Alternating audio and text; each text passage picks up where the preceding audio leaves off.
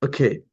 Hi everyone. I'm Bruno Belém, a postgraduate student in philosophy at University of São Paulo, and also a psychanalyst and psychoanalyst. And I am leading this workshop, The Trial of Neglect, over 80 seasons. So before we get into the actual content, I'd like to explain a bit how things are going to work.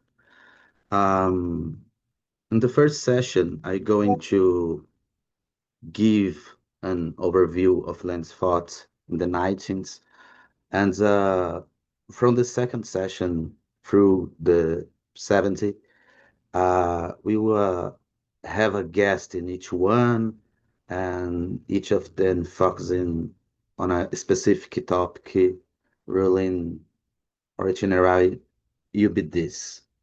Um, in the second session, uh, our guest is going to talk about philosophy and anti-philosophy in Land's work. And this is important because, among other things, it forces us to ask about the link between anti-philosophy and anti-humanism. Um, that's one reason, but not on the only reason why today's sessions, which is heavy on philosophy, matters so much. So it is just it is just give an overview of land difficulty relationship with philosophy. It is try to explain the structure and the dynamics of that relationship. It's like a kind of a chamber, a waiting hand for the second season. Um, in the third session, our guest is going to face the question of capitalism heads on. Because whatever we agree with Land or not, he is a major thing of capitalism. Mark Fisher once said that land is our Nietzsche. I don't disagree with that, but I think above all, he is also our Marx. In this sense, people say Marx cannot be dismissed by decree why capitalism is still alive. And that's right. But I add, land cannot be dismissed by decree while capitalism is still alive.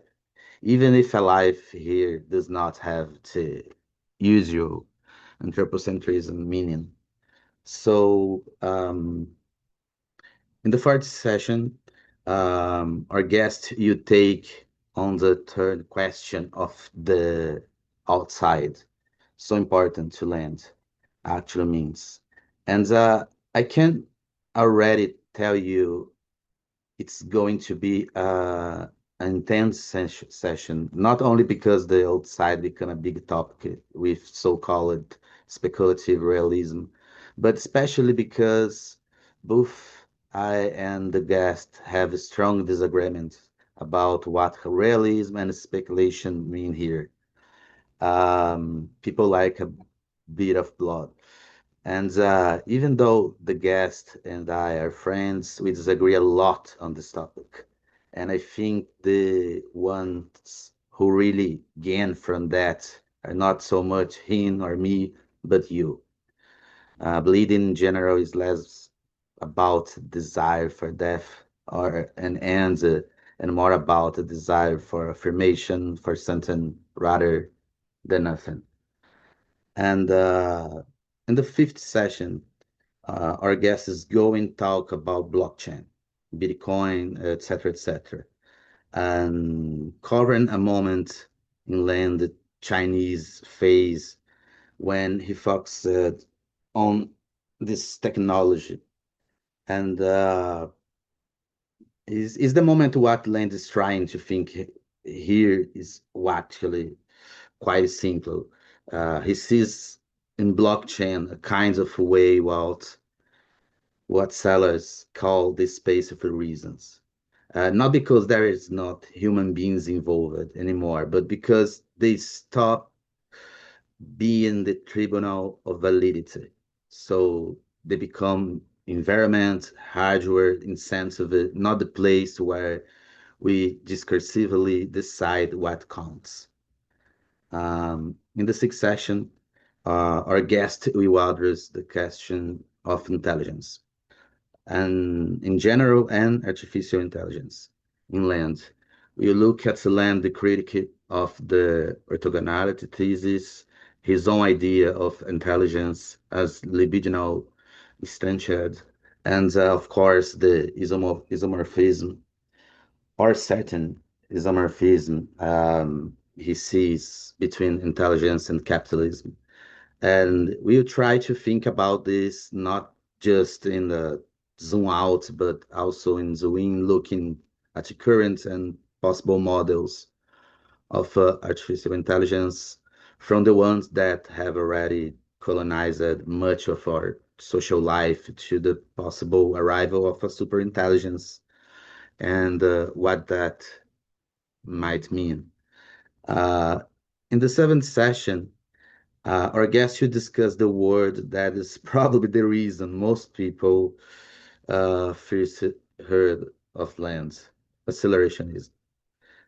Even though accelerationism isn't a single thing, but a whole constellation of position, Land's accelerationism is just one among others. Um, but the important thing here is that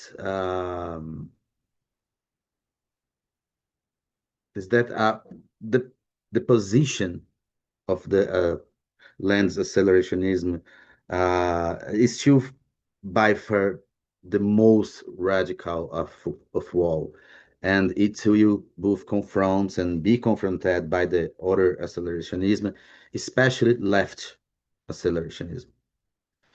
Um, in the seventh session, our guest will discuss the word um, this word accelerationism, and I think this is you'll be very interesting. Um, and in the last session, finally, you come back to give a more general talk on Land's thoughts, especially the dark alignment and his overall turning to the right wing in the Chinese phase, but also to stage a kind of a trial of the trial, what I call a feedback loop, in which, from a Landian point of view, we will judge the balance of what the guests think, and you be you be part of that. You be invited to testify. So yeah, this is what will happen in these 8 sessions. I see a lot of familiar faces and names here, really a lot, and which makes me very happy. I know that many of you, including choose who wrote to me, are not here not only because this is a workshop of land, but because it's matter who is going to talk about land, or rather, how land is going to be talked about. A lot of people have been talking about land for years, and I have been following this discussion for years, but talking is easy, you know. The questions is not whether the person speaking likes land or not, agrees with him or not. That is trivial. But Land's thoughts is not.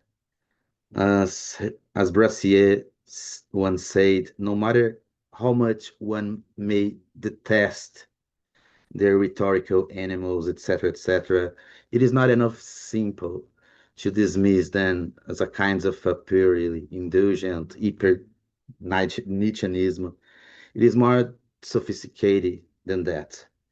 And that sophistication is not some obvious seal of quality, a face value stamp that anyone interested in philosophy immediately recognize.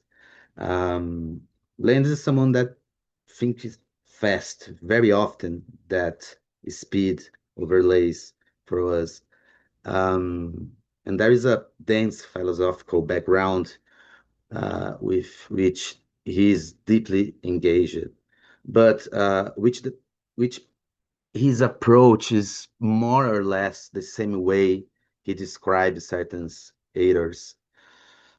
He say that he likes for whom millennia were to be scanned with scorn, a time of indifferent nature, engendered bizarre couplings across the century.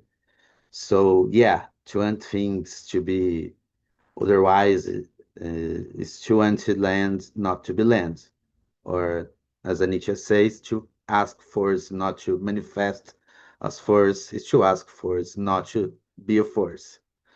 And that doesn't mean that faced with this, all you have is left is passivity or work is precisely to interpret it, to slow down for yourself what inland runs at the overwhelming speed. So today, that work is mine, not so much slowing down, but freezing individual frames in what at natural speed overwhelms us. So I will I will going to try to give an overview of Land's thought in the 19th as a contextual as our time allows tracing chronological arc of how that stuff is constructed, what brick by brick made land into land. So I will start from zero because, as he liked to say, zero is immense. And okay, um, Nick Land is an English philosopher who taught in the philosophy department of the University of Warwick from 87 to 98.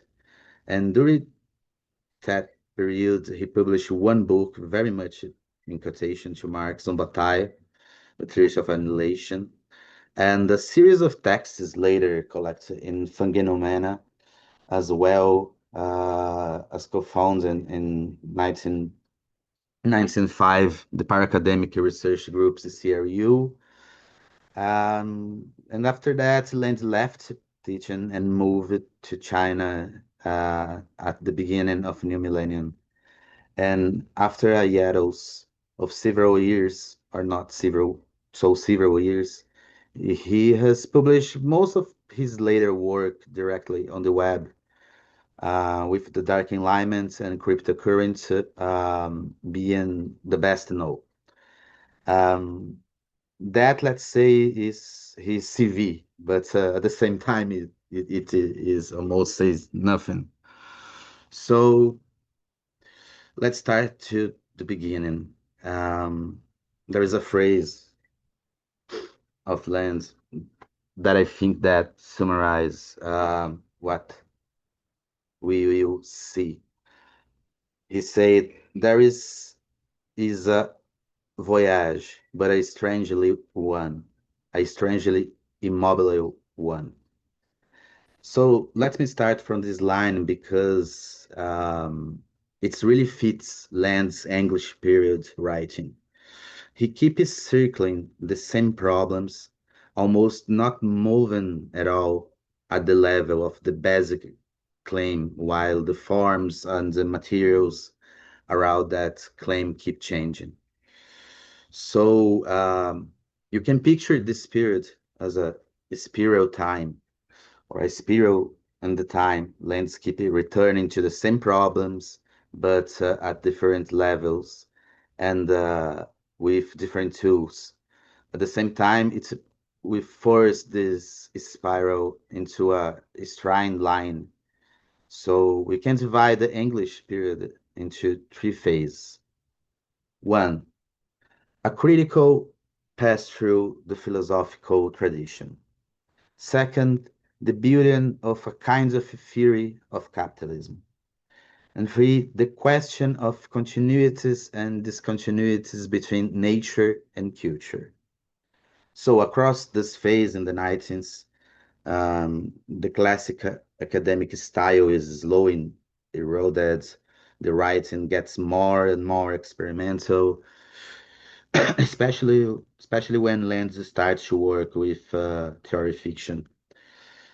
Um, so, and in this first phase of the English period, Lenz is basically using two reading devices.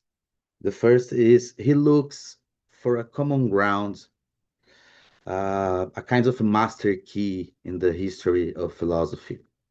And at the same time, he is inside each philosophical tests to look for what goes against the texts or declare aims, something like he's looking for the internal contradiction of this text is the history of philosophy and yeah, is a maybe he don't like to put in these terms, but it's a kind of the Hidayah uh, um, way to do some things. Um, so let me start with the this idea of the master key. For Lands, the interrogative drive of philosophy from Socratic maieutic onward looks like a vector that goes from ignorance to knowledgement. Philosophy for land sets up through as it's going, defines the false in opposition to it, and installs itself as a kind of a tribunal, enacting a parody of judicial process. What's a kind of funny if you think in the name of the workshop. So knowledge and condemnation are linked to land. The know and the inhibition of the unknown is the same thing. Of course, the philosophical tradition doesn't usually describe itself like this, but Land insists that in the vector unknown to know the unknown is a kind of mobilized only to be neutralized. You know, Socrates in the is the key example here. Lenz writes that philosophy begins by admitting to its ignorance as if unknown where is a pathos to be confessed. But even the famous confession of Socrates, I just know what I do not know, an apology, it still belongs to the side of knowledge.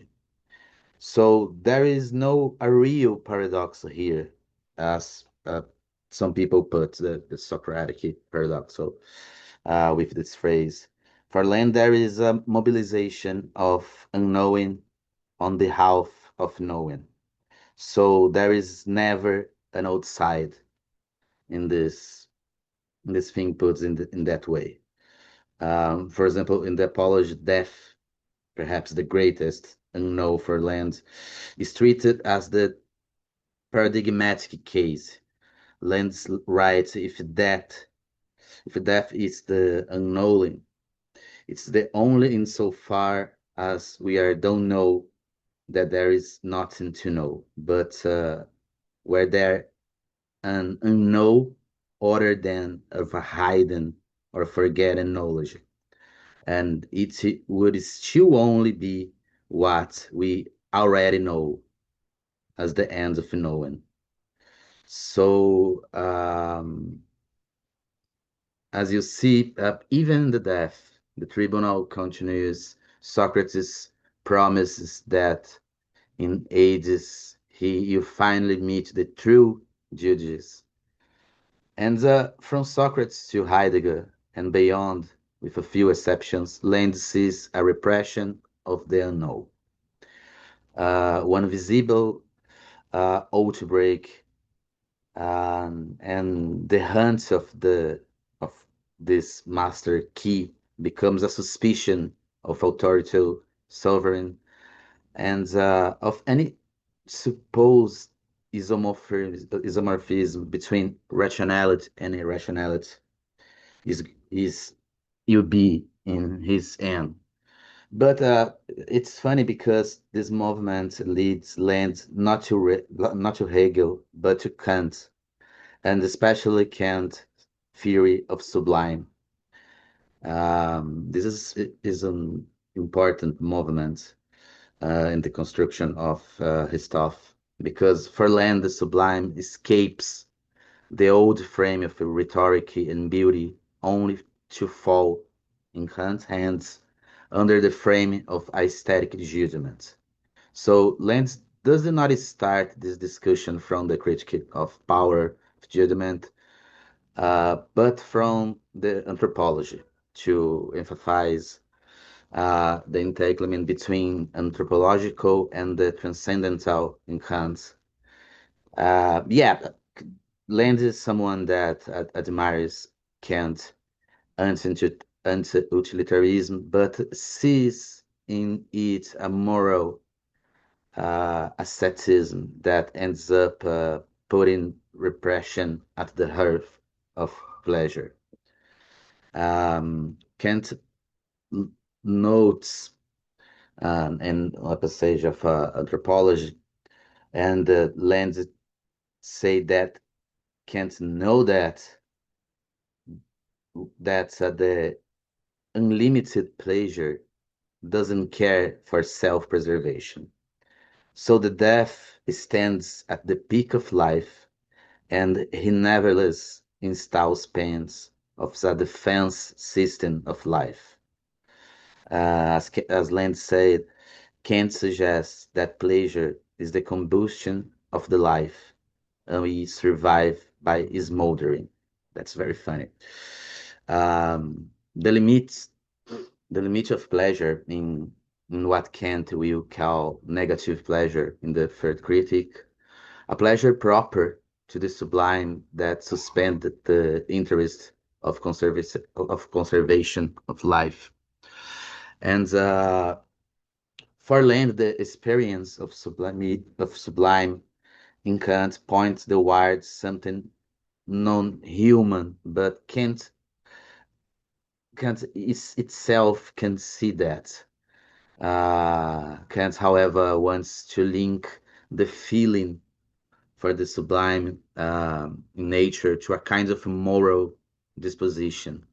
And for Land, this is a reactive move within the labors of the third critique. Because, in the first critique, the concept of nature is legislated by the understand. In the second critique, the concept of freedom is legislated by the reason. But in the third critique, Kant faces a kind of impasse between these two domains, nature and freedom, as if they were two different words. That the first, uh, the nature, can have no influence at all upon the second, the freedom. And yeah, he also admits, and he could not in the first critique, that the empirical laws may from nothing more from the raw chaotic aggregates without the slime and trace of the system.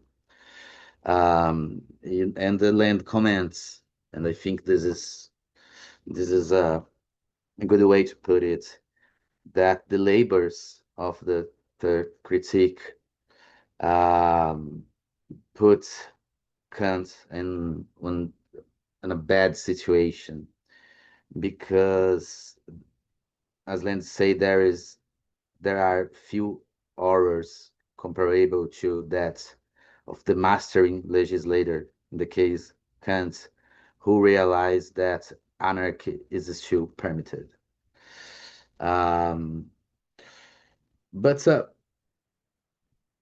this tension between Land and Kant about the the this our thing of sublimity, because for Land it is not art or aesthetic that it at stake, but their subsistence in the history of truth and the repression of a no again. On the contrary, and as he writes with Nietzsche, we possess art lest we perish of the truth. That is a famous take of Nietzsche. And this tension appears uh, again in Land's difficult relationship with Heidegger. Um, on the one hand, Land takes over several of Heidegger's moves. He agreed with the critique of representation, the attack on the separation between meta language and ordinary language. Um, but Lenz takes up Heidegger post metaphysical is something like let the poem speak. And on the other hand, in a Nietzschean gesture directly at the Heidegger, reading the poetry Trock, Lenz is with the poet against the philosopher. Because Heidegger, as we know, wants to think art as a saying of fruit about human manhood, a road back to being authentic and free. And for Lenz, when Heidegger approached Trox, he reaches a limit and he refused to cross. Confronted with the lunatic figure of Heidegger, uh, just say something like he asks an animal, asks about Rock, uh, without a doubt, but only an animal. Um, the animality lies very far away and can only be glimpsed far from away. And yeah, what's happened here? Savage, madness, intoxication are kept outside the essence of the human. This pursuit, according to Land, is the aspect of Heidegger work which is closest to the concerns of the ontological tradition, and is the point where his thinking is most human out to human. And for Land, Heidegger remains an aesthetic. He as whereas Nietzsche is an anti-aesthetic. Nietzsche complains that there is a moment when Nietzsche say Kant like all philosopher instead of approaching the aesthetic problem from the experience of the artist, the creator, reflection on art and beautiful only from the point of view of the spectator. And this concept of Kant, that of the pleasure without interest, and yeah, Nietzsche hates that, and and the contrary of that, and the contrary of the Kantian uh, way to look to the art and aesthetic and the human aesthetic experience. Um, what do you Sorry, have Bruno. here? Bruno. Sorry, I've just got a question. Okay. Um, like you're obviously super into the weeds and like well versed in land, but I worry just more at like a general because we're this is like the first session, and I think we're going pretty quick into the like essays. You're going quite into like Kant. prohibition and incest and like and you had that distinction in phases of Land's thought, but then you're kind of mixing outsideness, which is kind of a later development. I guess my like question is more just like at a high level.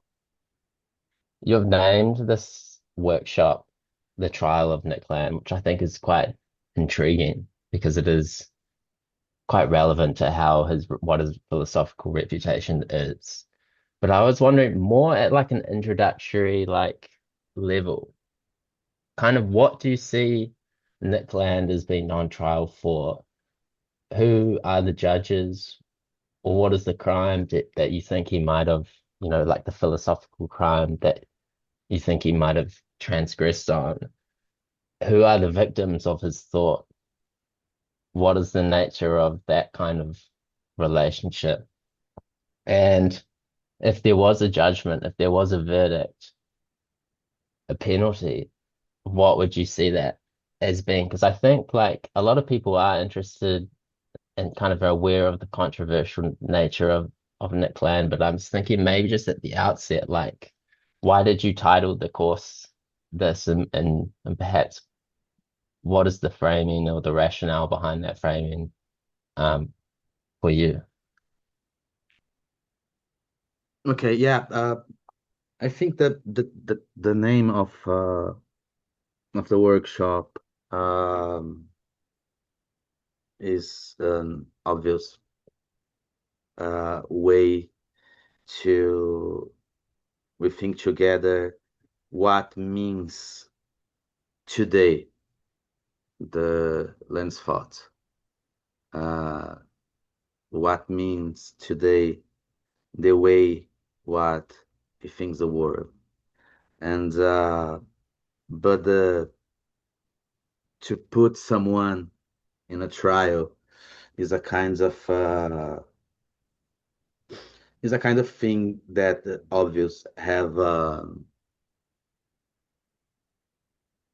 start point that is we think his thinking is something that um, we have to think about because uh, a thought have consequences.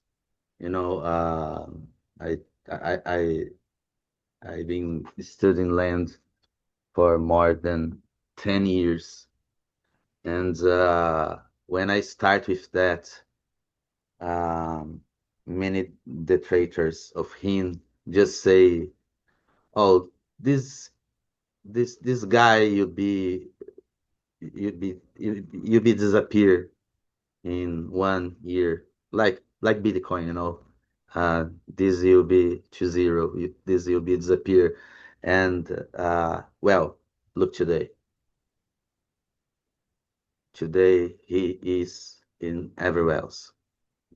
Today his thinking is more and more known by the people, and the trial in that sense is thinking in the way uh, that is in this session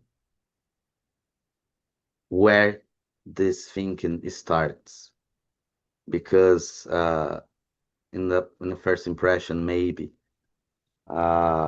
thinking about what Land thinks about Kant uh, maybe appears like oh, this is not important, but just just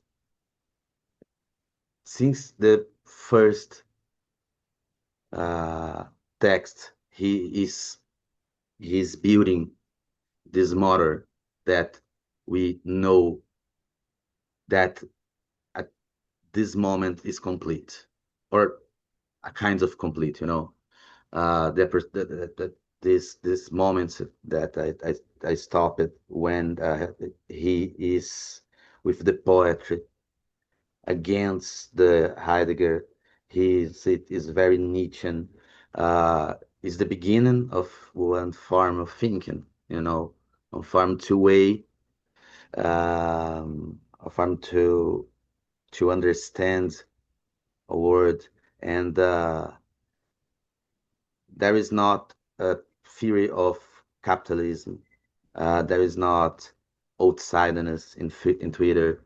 Um, we we not understand the beginning of that.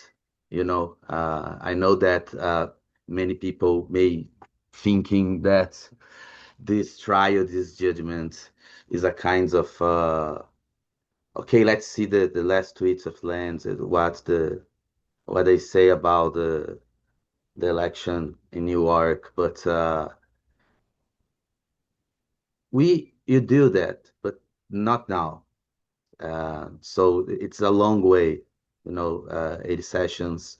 So the idea today is understand um, how land became land, and it's a kind of if you go to um, think in that metaphor, someone maybe sometimes ask how Kanye West become Ye, and you are thinking how Nick Land become outsiderness.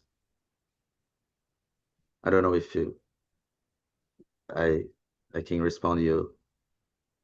Yeah, like it helps. I just like I'm getting the impression a little bit from like this beginning of the thought that there are no like outline like stakes as to what it is we're looking at. Like everyone kind of is familiar with his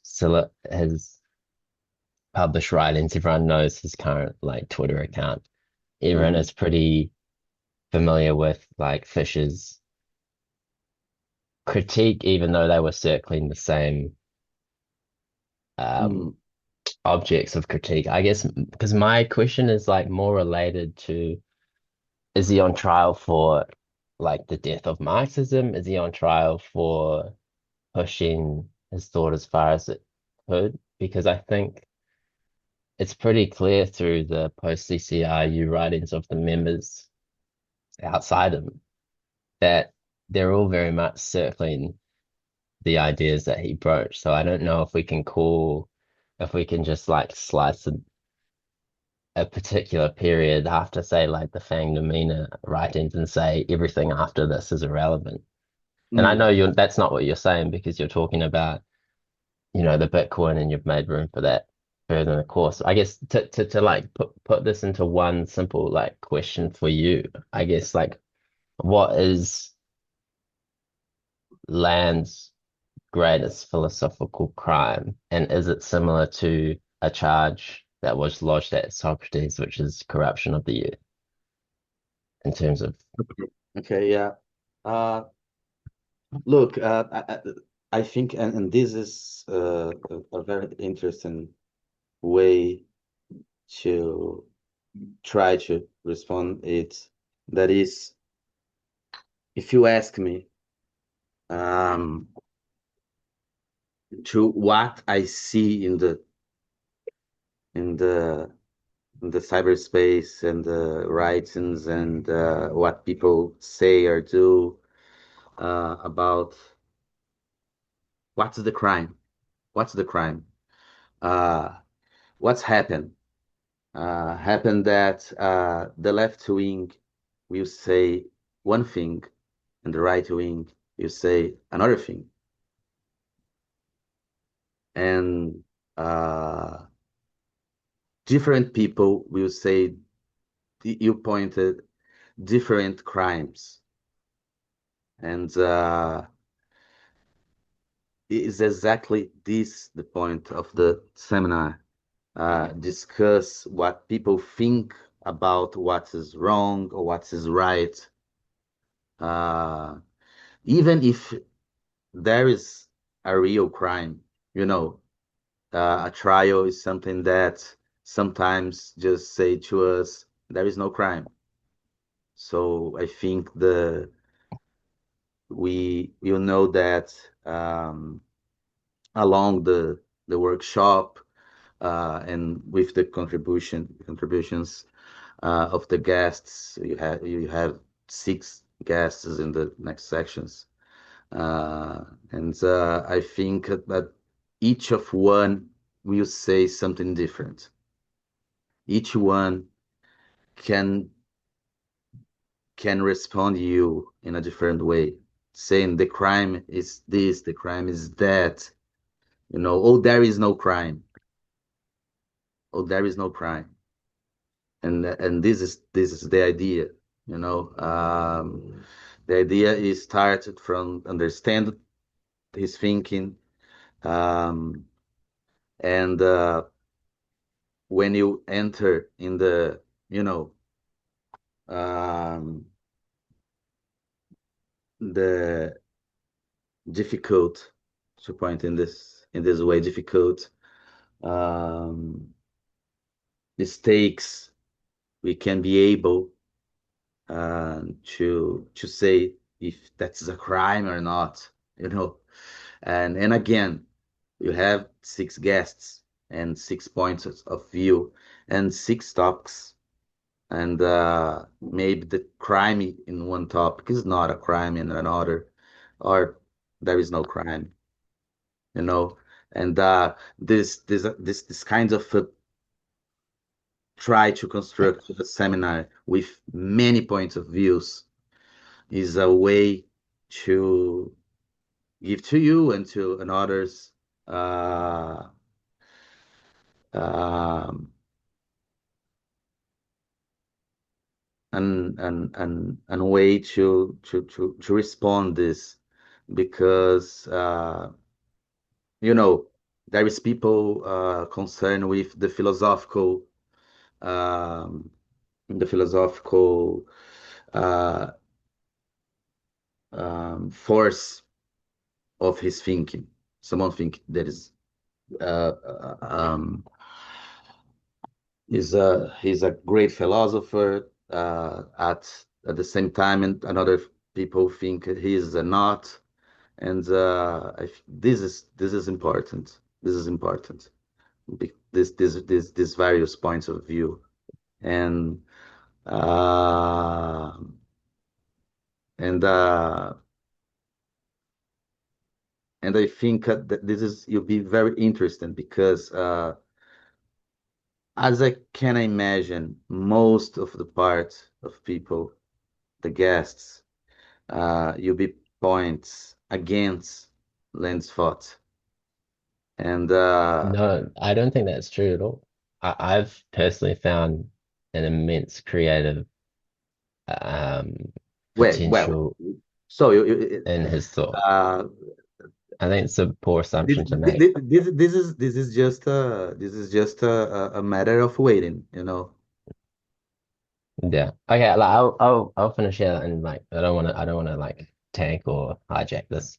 But I guess I think that that's just clarifying, and I understand that there's gonna be witnesses and it's kind of like a comprehensive look at his philosophical journey. But I do think it's worth drawing language and attention less to intricacies of certain essays and more advancing what it is that the nature of that philosophical crime is. And you just said then, which I think is pretty potent, which is it's the force of his philosophy that's kind of on trial. And I think that's true. My kind of hypothesis with these workshops is that he provided language to an embrace of technology that is absolutely um, unrestrained. And we're seeing the effects of that now, especially post-COVID, where there's no inhibition with regard to any moral decision in which technology has been used or integrated.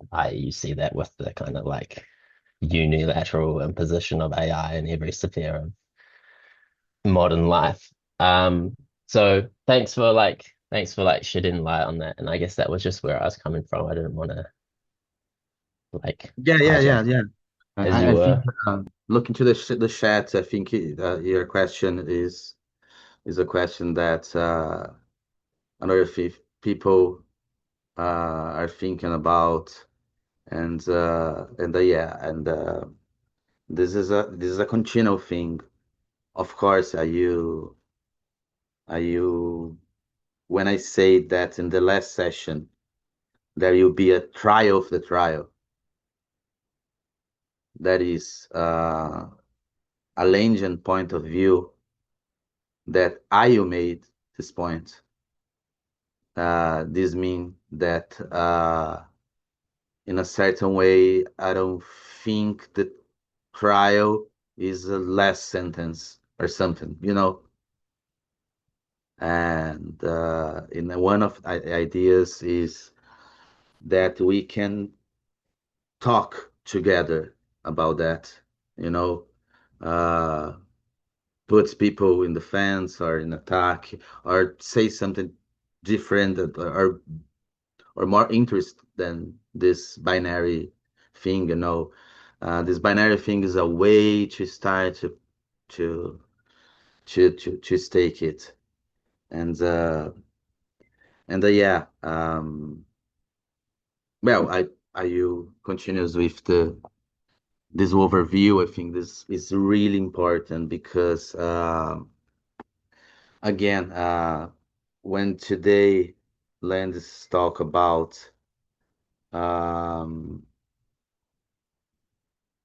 in one treaty that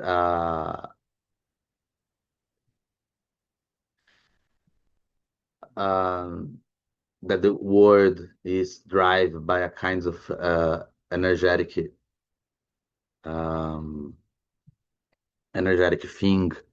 We need to understand that is not just is not just a guy that think this in the last week. You know, there is a genesis of that. There is a genesis of that.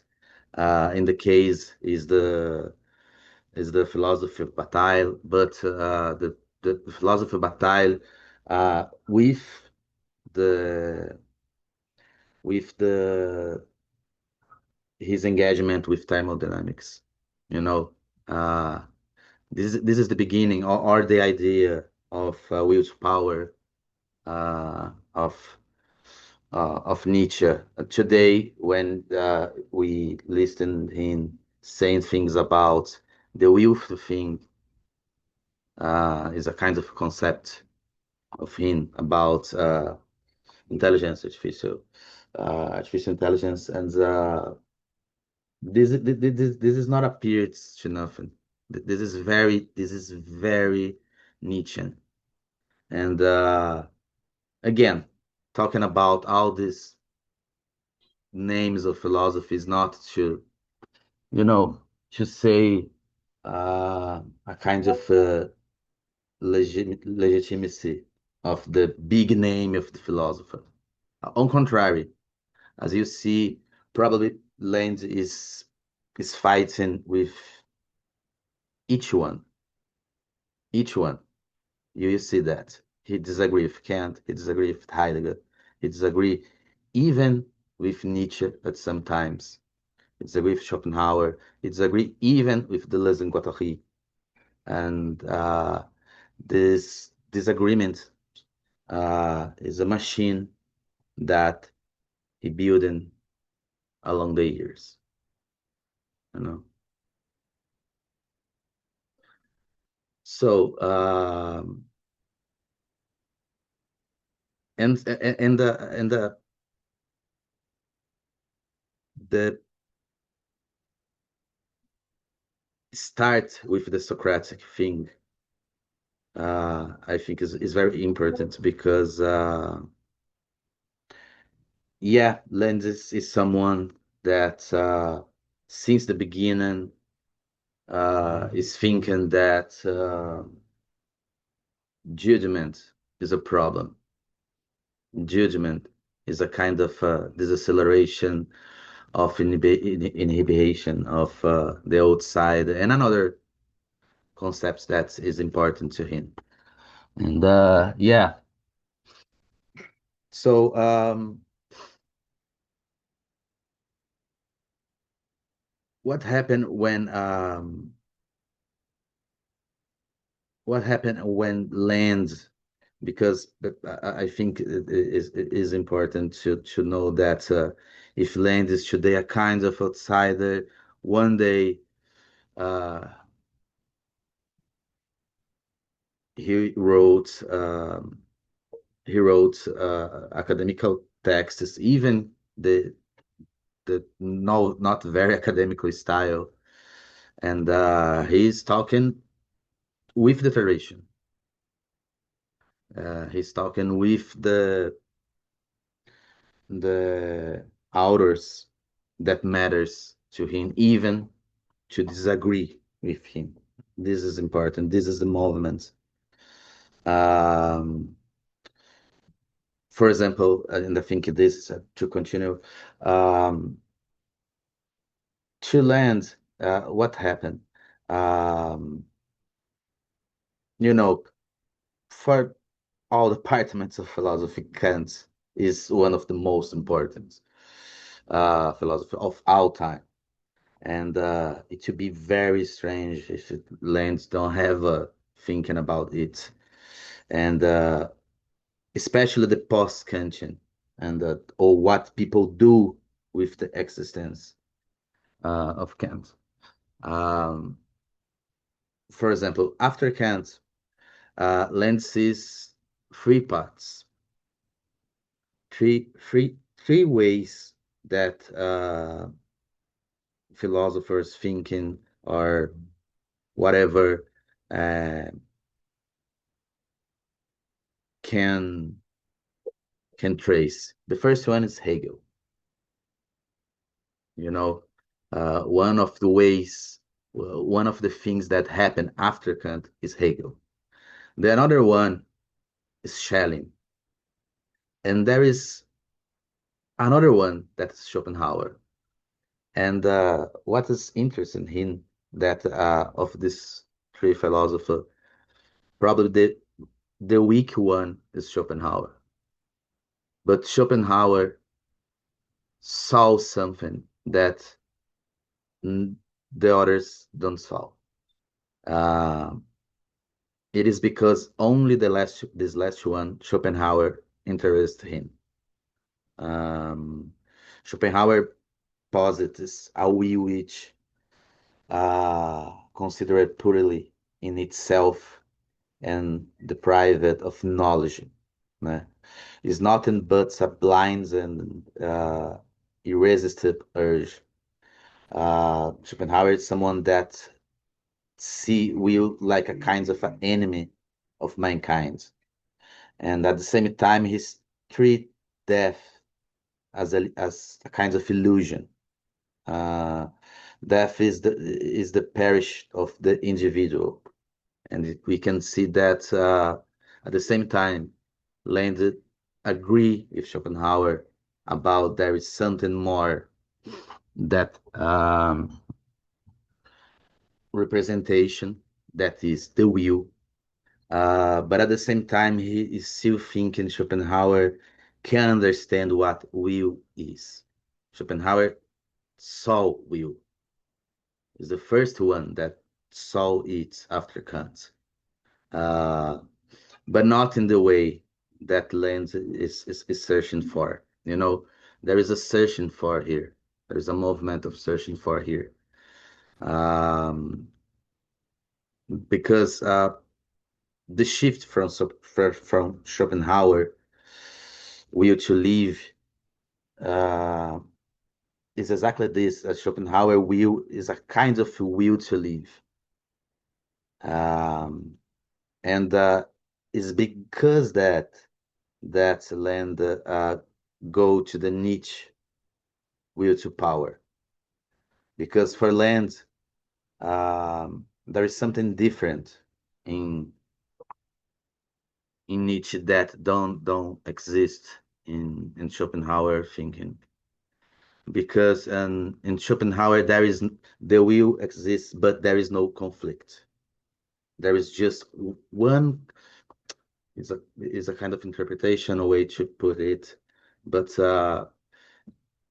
in Schopenhauer there is a kind of one will and no and no conflict or not a conflict that escape from individual tragic thing, this kind of sad man, etc., etc. And but in Nietzsche, you have different things because you don't have just one will. You have will in all the parts. So we have conflict, and this is the center of many concepts. Our our way that lands see the world is today. Today, um, because death for Nietzsche is not a illusion, but a condition. So there is no surprises that that land starts to understand that the conflict is the center of a kind of movement, and look for that. Probably land will not be so interested in Charles Darwin in the Chinese period if he don't pass with the Nietzschean philosophy. You know, the conflict, the force, the violence, the blood, all these things are brick to brick put in his movement. Um, and yeah, I think you need to understand, for example, no surprises then that land that finds in Bataille as a kind of hyper Nietzschean and humanism, because in Bataille there is a kind of obsession with metamorphosis as a violent necessity. And the move from will to power to Bataille, will to change. There is a concept in Bataille called will to change. Uh, that there is, and again, there is a conception that power is without prejudgment. Power don't judge. Who judge? Humans judge. We judge. We judge all the time. And but this energetic and impersonal force don't do that. There is no judgment. Um and in the Theories of Annihilation, his first and only book that he published that in the 90s, because Fanged Noumena, is a collection made by another people. Uh, in that moment when he is interested in the basic materialism of Bataille, he's interested in he's thinking about how thermodynamics explain this kind of no judgment and pure force, you know. Um, I entry in the conception of thermodynamics, but Matei has a question. Yeah, maybe I and you let me know if I can hold on with this because I think I wanted to ask particularly about this branch or three branches that of post-Kantian thought that you mentioned that Mm. we say that Land kind of chose the Schopenhauer branch. And I was wondering, and at least that remained for a long time for me the main point of tension of the first book, the th Thirst for Annihilation. Um, how Land kind of connects, as you say, Schopenhauer with Bataille when again, maybe in my reading, Schopenhauer seems to be like almost a point of contrast for Bataille, and much more of a and Hegel, or at least some form of response to Hegel, seems to be much more meaningful for Bataille, at least in the early writings of his. And I wonder if there is this tension in the first place, and whether it's coming again from the same nature of like Lent's thought that you mentioned, where even if he's writing a book on Bataille, he seems to be like kind of trying to disagree in some way with this particular, I want to call it Hegelian nature, but I want to also make it clear that obviously it's not as linear, but yeah, and whether it can be proposed as a contradiction within like a central reliance on Schopenhauer and Um, I think I think there is a contradiction um, that appears late. At the first moment, uh, Landy really admired Schopenhauer. There is many moments that he is very excited with Schopenhauer thoughts, but the thing about your example of Bataille is very precisely because um, you know um,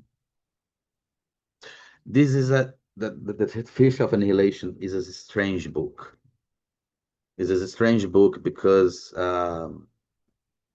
everyone that stood Bataille looked to this book, and the first impression is there is something very strange here in terms of interpretation. There is the Bataille of the Lens Bataille is a Bataille without Hegel. Is a Nietzschean Bataille. Of course, that is if you look to the books, this is not sustainable. But this is exactly what Land is doing when he is walking in the philosophical history. He is searching for what, again, can contribute to construct this machine of thought. And yeah, why, for example, he don't confront Hegel. Uh, well, in the first place, it's very hard to confront Hegel, but I think he there is a best motivation for that. That is for him, and Schopenhauer is this pointed it with his proper work. That is, Hegel just missed the point. The point is the will. It's something that Kant don't see that. Schelling don't see that. And Schopenhauer, a minor thinker, to me, a minor thinker. You can compare Hegel with Schopenhauer. Hegel is a bigger philosopher, and Schopenhauer is someone that have insights, but some insights make all difference, you know.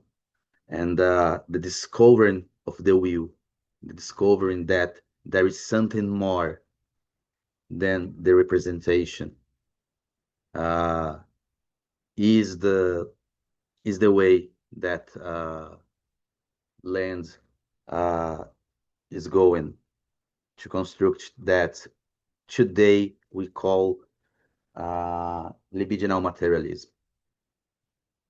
You know, and this is this is the this is what not only land is searching, but I trying to reconstruct here. That is how he constructed this with which ideas, not exactly outers, but ideas with certain outers, you know, and in a movement of retrospective point of view, you can see Schopenhauer like the first libidinal materialist, or and again you have Nietzsche, and after that you have um, Bataille, and you we you have um, Freud of the principle of pleasure, of beyond the principle of pleasure, Deleuze and Guattari, in some moments, but again, there is a critical against all this philosophy. And I don't know if I respond your question. No, that was very helpful. Yeah, because I didn't have a chance to kind of at least build on addressing the fact that there's no Hegel in Lens Bataille, which I think is kind of the crux of my attempt to address it on a bigger scale. But thank Yeah. I look into the chat here in the other screen. Murilo writes about cybernetics. I don't know if Murilo can be online or something. Can be talk about it, but uh, the point is. Um,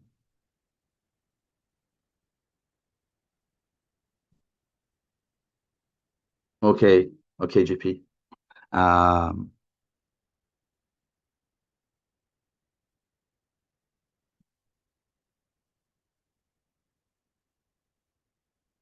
all right, and the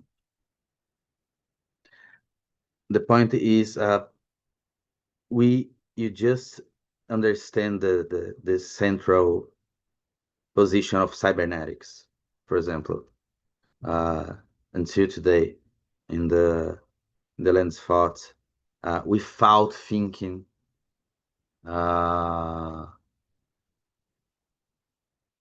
in this in this beginning, with Schopenhauer, with Nietzsche, etc. And by the way, this cybernetics, how you say about that, appears kind of after Deleuze and Guattari, and this changed many things. He still agree with Deleuze and Guattari in many things, and of course that land itself has an interpretation of he past use of Deleuze and Guattari. He puts in terms of a kind of how I usually think that people do in the 19th, is a post-structuralism uh, um, moments in the United States and UK, especially in work, and but he said recently that we don't need to understand Deleuze and Guattari to understand him, and well, and this is an important point. That is, um, we are talking, and we were talking about land along age encounters, and maybe he is not uh, the best best person to interpret his own work, you know. But it's not a fault of land itself. It's valid to every philosopher, you know. Um,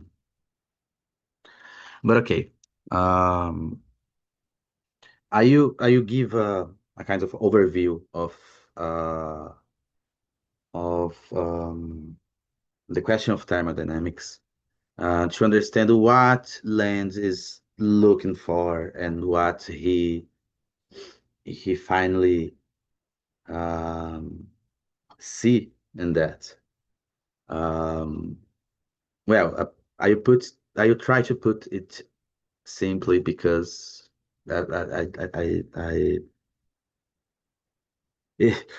don't want to do it very technical. At the same time, I try to don't say that entropy is a room in a mess. Okay. Um, but according to the second law, entropy trends to increase in any isolated system into equilibrium.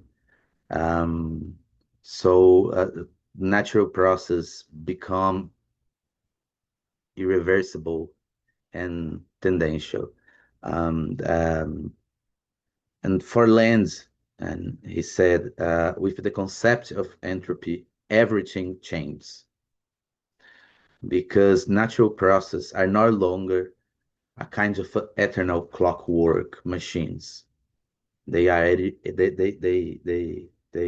either instinct or tendential. Order is an evanescence change, a deviation from disorder, a disequilibrium. And there is a patient of chaos already here, despite the fact that entropy is not chaos. And there is long pages um, about Boltzmann because in the Theory of Nation because there is something special in Boltzmann thinking and in thermodynamics is because you have for the first time in the history of this uh, a probabilistic picture of thermodynamics. You know, um, at the same way that Bataille say that will is something like you just uh, just with no purpose, with no direction. Um the concept, the this concept of Boltzmann, this probabilistic picture of the world is the same thing. And but at the same time, the same movement. He agree with Boltzmann in many pages to a certain moment. Just say the probabilistic picture is not enough. Think, try to think in this like a movement that someone is saying this is good, but this is not enough. He is building the thing because what's happened. The probabilistic picture of thermodynamics uh, can explain why order is improbable, but not how other systems behave energetically. You know, for that, Land reads Bataille's solar energetics as a thermodynamics theory of life and of death, and it puts us in in the long way of thinking in that. Um, in thermodynamics terms, life is an open system, far from equilibrium, keeping low internal entropy by exporting entropy outwards. And you have many names. For example, Picogini calls this movement dissipative structures. Schneider and Kay describes life as another class of process whose goal is in this dissipation of thermodynamic gradients. This is more technical.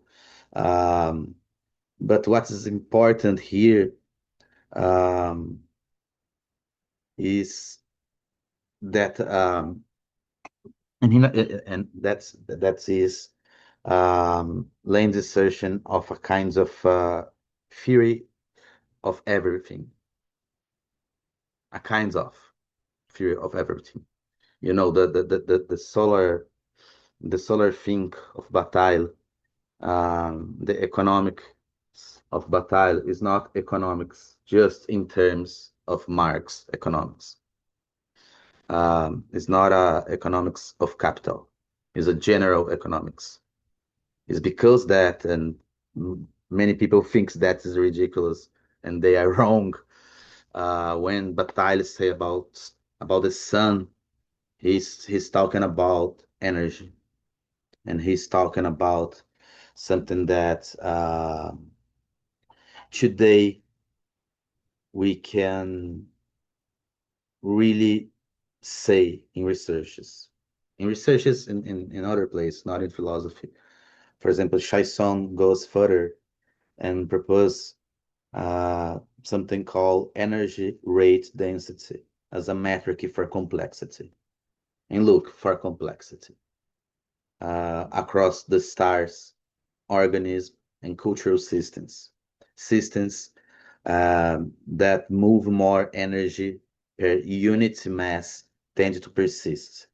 So, energy, Chaisson writes, is a universal process that helps to control entropy within increasingly ordered, localized system involving admitted in increasingly disordered. And this is the point. If one dissipative structure in the terms of Perugini um, is big, the mass what it you do you big eater. And as you see, for land capital is the bigger dissipative structure. So there is a kind of way to capitalism deal with energy. And the verdict of Land, I read the phrase very aesthetic in the way that he writes, etc., etc. He said energy everywhere, only a quantitative vocabulary. Fresh air after 2 millennia of ontologies. Essences dissolve into impermanent configurations of energy. Being is indistinguishable from its effectiveness as the unconscious motor of temporalizations. What exactly we have here?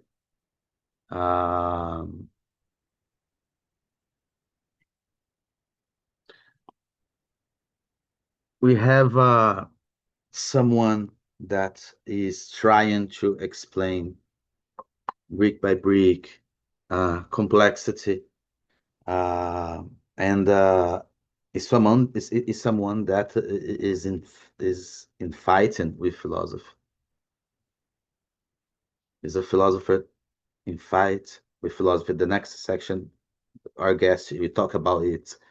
We talk about anti-philosophy. and in not a pro-land way, and probably not at all. You see, it will be a surprise, you know. Um, but all these movements in this first texts uh, is because you know to land the history of philosophy is a kind of a history of someone trying to um, repress the unknown. You know, you have a common sense. This is a good example, by the way. Uh, you have a kind of common sense that philosophy is about know things, and land at the same time that is right and think about knowing his and major principle is the unknown, is the outside, what he calls outside. We have a moment to discuss it in a special session, but the vector that really important to land is the vector, not the vector to unknow to know. You know, this is the common sense of philosophy. This is the common sense of the idea that you you start from ignorance, moments of ignorance, and you slowing you be someone that knows something. And for land, the real vector is the opposite. Is the vector to go to know to unknown.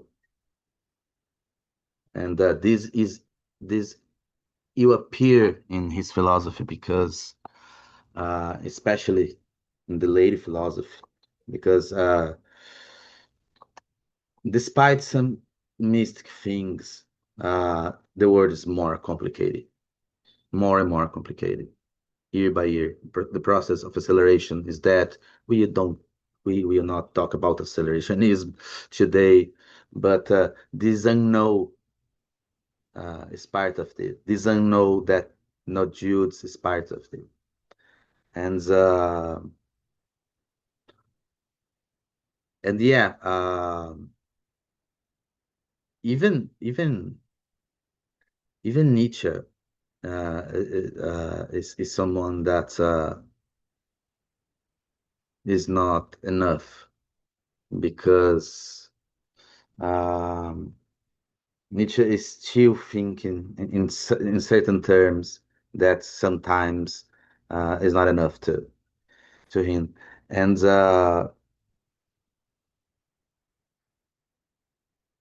what one of the problems, for example, that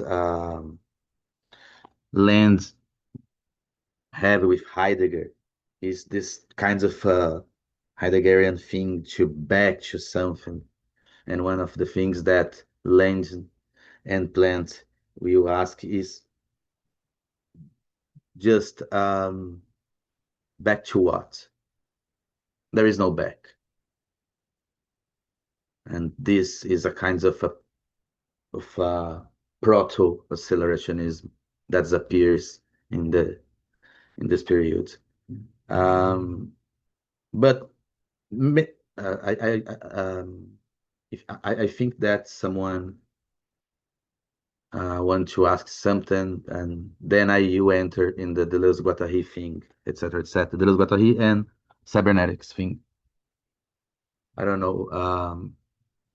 Is someone called Nick?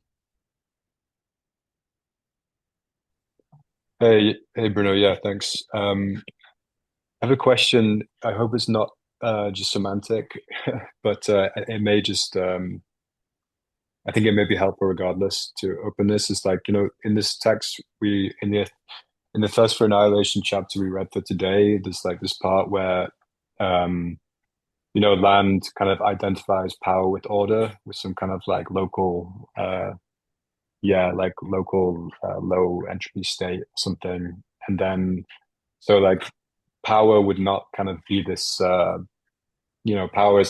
power not being identical to the will in this for land or for nature.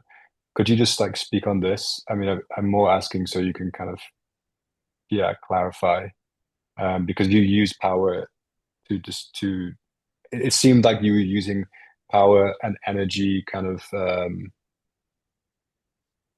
as one and the same thing, but I didn't get that from the text we read. Yeah, this is a question for precision. Yeah, I agree that these are different things, but they are connect in the lens thought, and I think there is a superposition. You know, uh, something like we need will to we need to have will to have the conflict of powers, and this is the difference at one simple level. But no, it's not the same thing. It's not the same thing.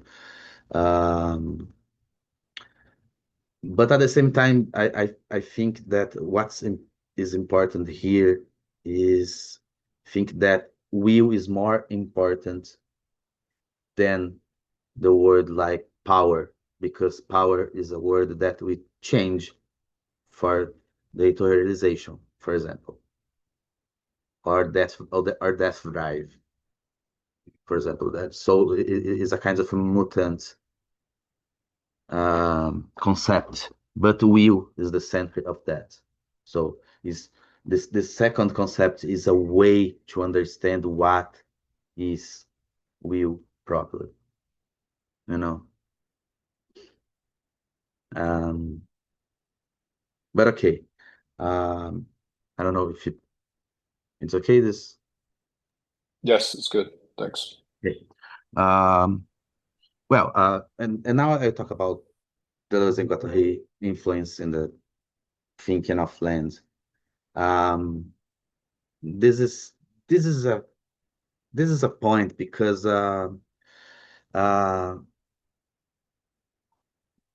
and Guattari are one of the main pillars of land second English phase. Sometimes, and I think that is wrong. Sometimes it even looks as if he owes then everything. Uh, sometimes people have a mistake interpretation that land is just a kind of dark Deleuze or something, but there's the thing again, land have agreements with Deleuze and Guattari. I would say just Guattari, but sorry, I would just say Deleuze because Kant hates Guattari and all the things that is interesting to Lands and to Oedipus. For example, is more Deleuzian than I think Guattari, despite the fact that it's difficult to say what is uh, a Deleuzian part or because they wrote together, etc., etc. But the start point to land is and the Oedipus, um, because for land, there Deleuze and Guattari radicalize Marx Grundriss idea of production in general into a full ontology of immanence. They insist that the usual logic of desire is wrong from the start. From the Deleuze, desire is not a lack aiming at an absent object. And that's because he say desire is production, and desire produces the real.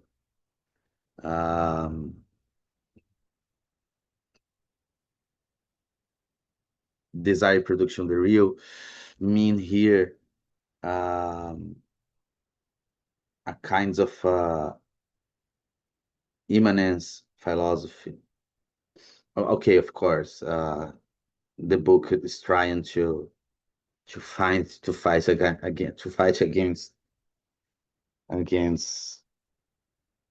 Freud and in parts of Lacan. I don't know if this is very successful in the Lacan part and Lacanian part, but on this view, there is being only of what varies. Or say, variability is what creates being. Being is essentially diachronic. Time is constitutive of the individuation. So the real is a kind of actualization of the virtual and the Deleuzian terms, and not just the realization of the possible. That's the way that, in general, we think in that. So it's something that I think Delanda writes so well in his book about Deleuze.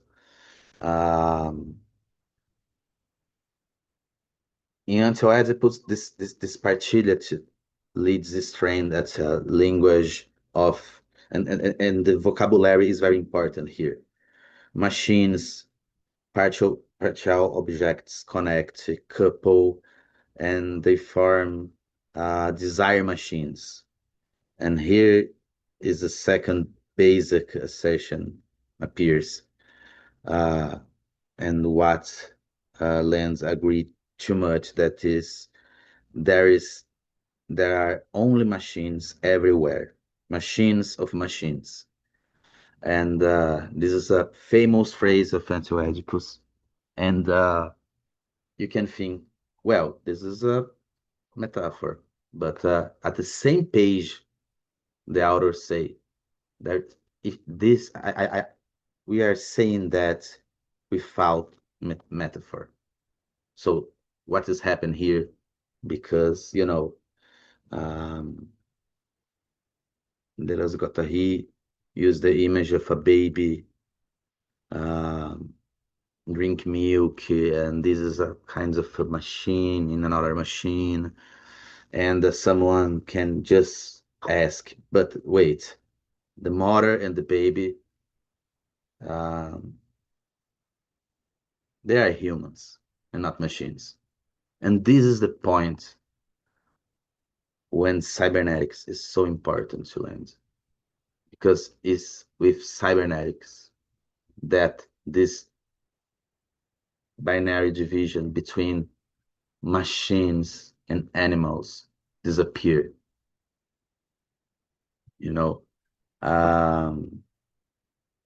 But this is not the only disagree that lands have with the Guattari, because in Thousand Plateaus there is a moment when the authors just say, wait, maybe, just maybe, when we wrote and Oedipus, we put the historicization in in a kind of irresponsible way. And so they wrote about how is important sometimes decelerate, etc., because there is a danger. And this danger is fascism. So for who is interested who have interest in the question of fascism in the late land, we can think there is a way to start to thinking in it just in the 19th. After the right wing turn, etc., etc. That's no means there is the same thing, but that means what I trying to say again and again. There is someone that is building a machine, and this machine at the same moment starts to walk for yourself. And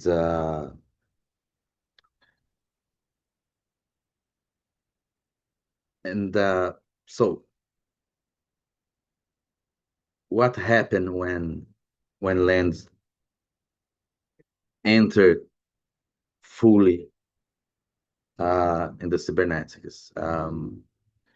But at the same time, again, you see you enter in cybernetics thinking to agree with some things and disagree with other things.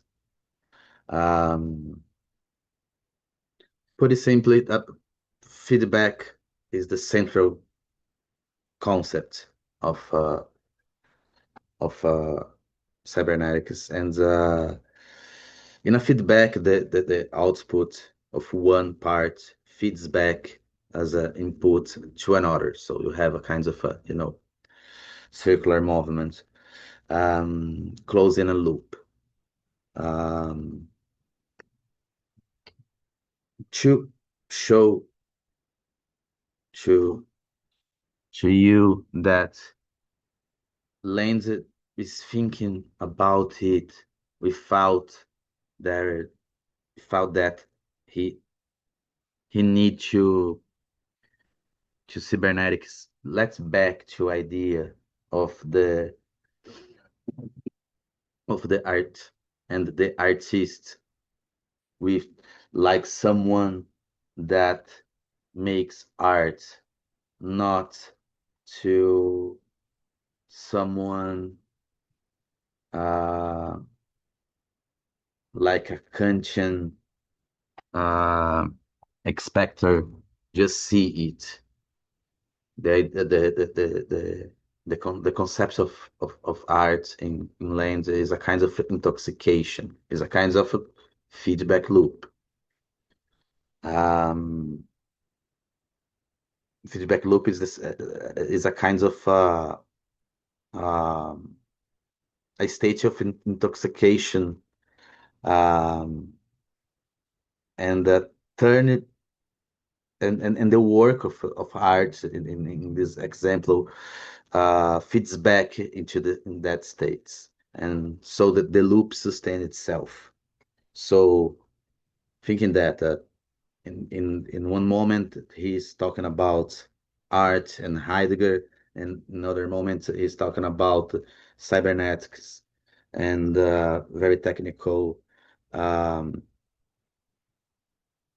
issues, and he talking about the same thing, or he's looking for what these two things are similar, you know. Um, for example, Weiner um, distinguishes negative and positive feedback. Negative feedback detects deviation and compensates, keeping variable within a range. So it produces homeostasis, and so the negative feedback is just a system that negates difference to preserve its identity. This is the feedback, the negative feedback loop, basically. This is why another cybernetic cybernetics thinking, Ashby says that the fundamental concept of cybernetic uh, word is difference. The world is made of difference that make a difference. And systems are not networks of responses. And systems are networks to responses to them. So you have a kind of difference and the system responds to that. In other hand, positive feedback is something that amplifies difference. And Landian described it as a gravation of itself. The classic, the snowball, and Harry, and here he introduced an important refinement. We must distinguish not only negative from positive feedback, but stabilization circuits, short-range runaway circuits, and long-range runaway circuits. What that means? I think this is a kind of a more complicated thinking and negative feedback loop, like something that the goal is the stabilization. Now, thinking in the common positive feedback loop, like something that is aggravation of itself, but at a certain moment, it's just destroy itself. Is unsustainable. But Land puts another way, another category of positive feedback loop that he calls the long range runaway circuit of feedback loop. That is something that is a aggravation of itself, but it not destroy itself because this change. There is a mutation. And of course, that the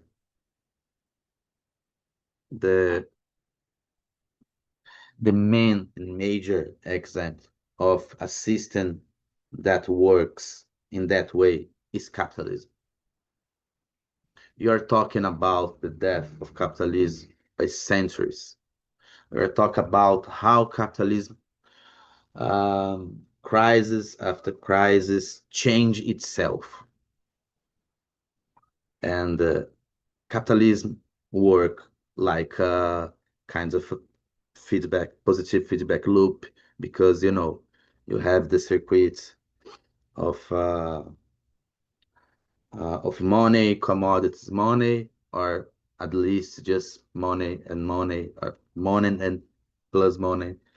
And what's the deal? What's the deal with that? What's the objective? The objective of capital is just more capital. This is definition of capital. Capitalism is capital that makes more capital. And someone can ask, well, all right, but this is sustainable. But now we're back in the thermodynamics thinking and things, and remember about the dissipative structures. Dissipative structures is one thing that is stay working, dissipate all the mass possible. So in a left-wing point of view, you can just, okay, the world is a shit because capital is still working. And this is just thermodynamics. This can put in just thermodynamics terms. So how you look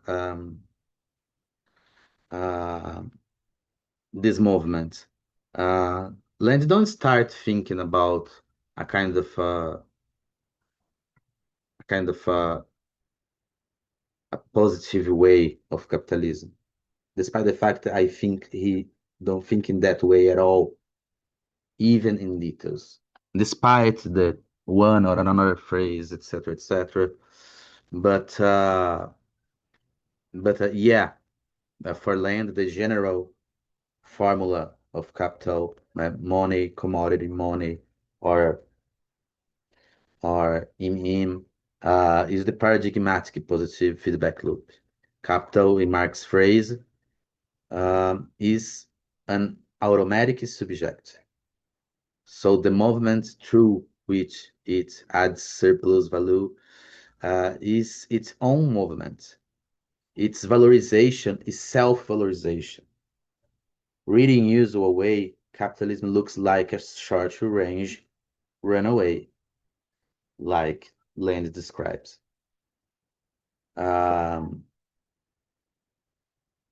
For that reason, Land, you say that death is not something that is outside of capital, something that a group of people will try to kill capital or something, put in naive terms or not. But the death is the mother of capital. He killed to survive. It's killed to survive. And this is the description of the thing.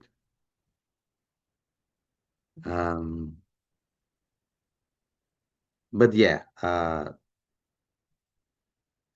will enter in the last part of the texts of the land texts in the 19th. A very strange moment, but I want to know if someone have any questions or something, or put some ideas in the table.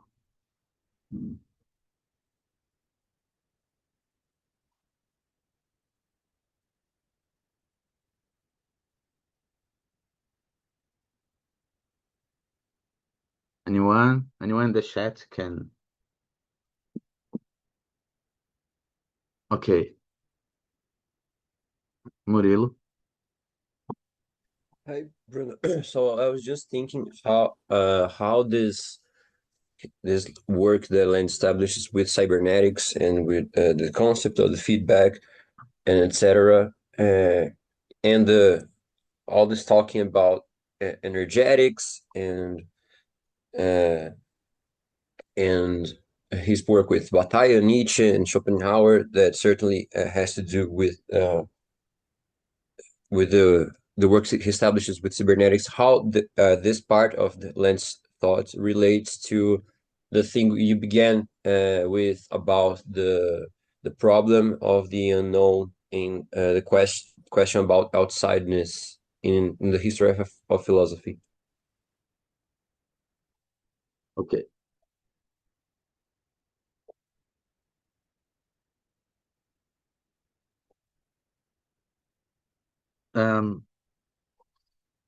Yeah, this is the point of the the last part of his writings in the 19th, because in the first texts that talk about the outside or the unknown, is something that is not very precisely put in a stable concept. So of course that we can think that data totalization is a kind of outside, but I trying to do not metaphors here, and despite the fact that it will be a session just about the outside, the unknown, etc., etc., I think the beginning of the work to concept this better start with the last texts of the 19th. So I will ask to you to wait in. I finish the parts of these last texts so we can back and and discuss this better. Um, Someone is asking.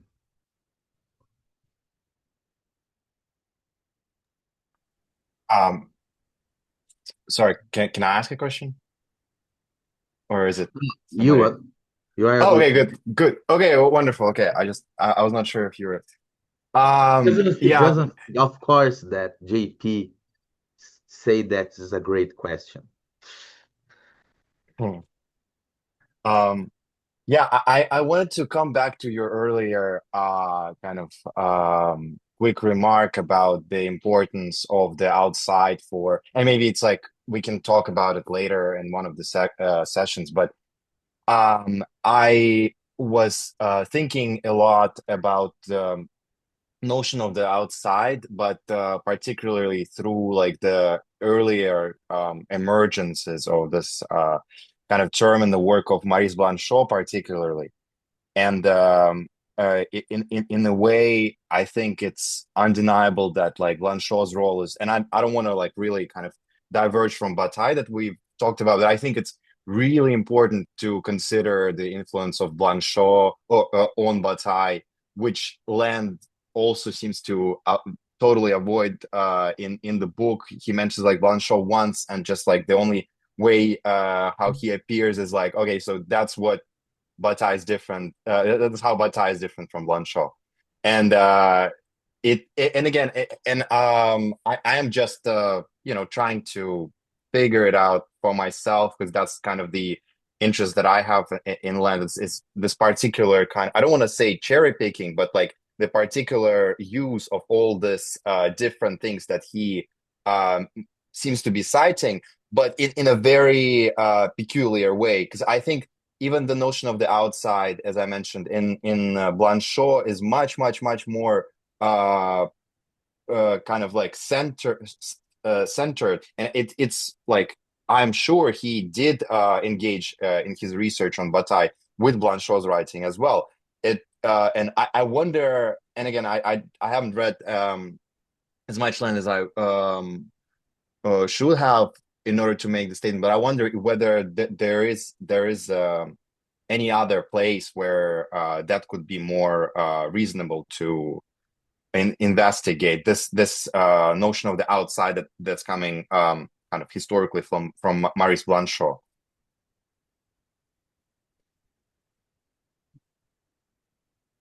Yeah, like you said, Blanchot is not very important to lands and but it's very important to Bataille uh, at the same level. And but I think that the beginning of the thinking more hardly um, the concept of outside it starts with the last texts and again Land in this period is someone that is searching. He don't he starts to talk about Bataille for example in the I don't know 5 3 he wrote a book but I can't because the book is in the floor and but at the moment of Fanged Noumena Bataille just disappeared. It's something like I just use what is necessary of this one, and I don't need more the name. This is important. This is very important.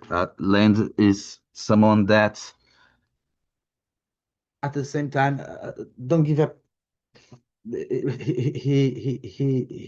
is more interested in in concept, insights, and ideas than the names. So because that,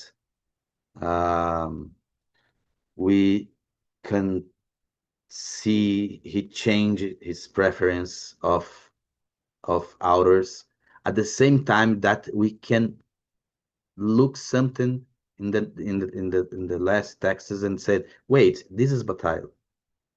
This is a kind of Bataille. And but yeah, this is very Landian, this anti-egoican thinking of the name is not the center of the movement. He don't both all the thing. You know, the Bataille example is again a great example. No one can really agree that there is one Bataille without Hegel. But this is the way that he used Bataille to 3-4 years before that he don't talk about Bataille despite one or another citation, and it after wrote a book about Bataille. This fingers is important. This is about Bataille. It's about Schopenhauer. It's about Deleuze and Guattari. And the same thing you happen with this strange texts, odd texts in many ways, because what Land you do, he will returning to hunt for outbreaks of irrationality in the redoubt of reason. And just someone that is looking to reason to insertion for the irrationality of it. You know, is is very similar to the vector of go to know to unknown, and so to rational to irrational, etc., etc. And that at the moment, mathematics is for him. He chose that an obvious battleground. This is a moment that even research and lands don't talk much about, but for him, numbers is something very important. And this is very interesting because I talk about Texas of the 19th, and this you back in the text about blockchain. Decades after that. But what's the thing about the numbers? For him, in the 19th, numbers have been held under the despotic sign of mathematics and logic. And look for that. He is trying to make. I don't know if that's worked so well, but he's trying to make a difference between mathematics and numbers and logic, because he looked for some examples and starts to think numbers work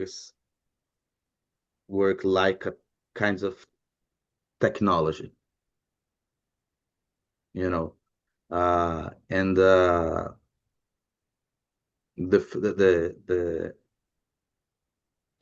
the first author that, yeah, of course, he be forgetting this and that. It is Gödel. Of course, that every time or almost every time that one philosopher starts to talk about Gödel, probably this philosopher will say some shit. This is a very common in history of philosophy, and because I there think is that, a I, kind of sorry, can I just jump in there? Because the question I think is really important and it confused me a lot when I was first reading that Lamb book on Bataille, because it's not a book on Bataille. It really isn't. It's like got hardly any. I think there's like double the amount of references to Nietzsche than there are Bataille, and I found that really intriguing because if you pick up in like Sadie Plant's introduction, she really does like draw attention to the fact that like this book is kind of the least academic way of engaging with Bataille, and you can see like Land's kind of consciously trying to go away from that. I think like just because is like something that I know I personally struggled with when I first read it, and like it kind of seems maybe like you have picked up on something. There are no like references, yeah, to Blanchot, which is like a huge Bataille kind of point of reference. And I think part of that is like two-pronged. I think there's like one part where it's like he's reading Deleuze and Guattari, and Deleuze is famously, should we say like agile with his respect to philosophical history. Like he kind of picks and chooses what he pays his attention to, and you can see that in his book on Nietzsche. But what I would say is like that book on Bataille is probably, or Land's book on Bataille is probably the best book written on Nietzsche like since Deleuze. It really is a book on like how to like, and I guess he's trying to go around almost the pressure or the academization of current approaches to Nietzsche, which is like he's all about the will to power. Then he is like procreative. I think there's like an interest, yeah, or since Klosowski, I need to read that. But I guess my like to put it forward, because I guess is this like a workshop or we just like kind of like question and answer? I guess my point is I didn't want to like hijack that, but more I think that's such a what your takeaway, like why is there no reference to Blanchard is like part of his deception in writing that book. And I think once you start to appreciate that side of Lamb where he's a I don't know how to say it, provocateur, um, pushing ideas in false clothing or kind of like wrapping shit in the most beautiful ornate packaging. You start to like second guess every line and realize you can spring off or jump off. At least for an artist, my kind of approach was like you jump off different things, not knowing the heights that you're jumping from, because he doesn't let you get a stable sense of where it is you are. And I just yeah, maybe like put that out there. I think it's like an intriguing aspect of his work. Um, yeah, so I don't mean to like Yeah, jump in there, but yeah, and also no, first I truly agree, and maybe like to justify why I think the lack of Blanchot it might be essential is that I think it's not just Blanchot is important for and I'm sorry, Savi, I just want to finish this weird yeah, digression with sorry. Blanchot. I think it's essential to also kind of emphasize how Blanchot was important for Foucault, who was reading basically all Blanchot when he was young. How Derrida is the inherit is basically an inheritor of Blanchot's kind of like physical archives and so on and so forth. Same with Deleuze, whose work just goes on and on and on, citing Blanchot. And then interestingly enough, we like if we introduce Land as a figure, it's good to look at the form of exile that Land took and compare it to some form of exile that Blanchot took, both as you know, as a figure of political figure, philosophical figure, and also like in a way geographically as a subject. I don't know. I just found that meaningful recently, thinking through it, and again, and I agree. There's no there's no question of why as a form of like critique or some form of lag, but I think it could be a meaningful kind of almost deconstructive kind of way of reading land and seeing those connections in its lag again. Savi, just to know if is the same question or not, or the same family of questions. No, it is not. All right. So I will respond then, and so I will ask to you, what's your question? Yeah. I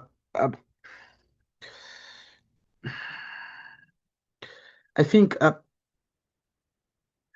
I think if we force something, we can just say Blanchot is important for land, but in a very specific way, very, very specific way. Um, um, because you know, probably uh, Blanchot was important in Land's intellectual formation, but Land reads Blanchot with the lens of absolute exteriority, what he calls the death of a subject, is a kind of experience of outside. This is all central themes in Land's early work. But and you know that the impersonal anonymity, the impossibility of work, relation to death, alphorical dissolution, the kinds of fascination, all of this is there. And this, of course, can be is in the libidinal anti-humanism of Land. But I think there is a genealogy here that is Derrida reads Blanchot and Bataille to reach the limits of philosophy. And Land reorganize that zone of indetermination into a hyper-materialism libidinal machine. So Blanchot gives the grammar of the outside, Bataille gives the pathos of Spencer, and Derrida gives the construction. And Land converts all of this into an accelerated anti-human ontology.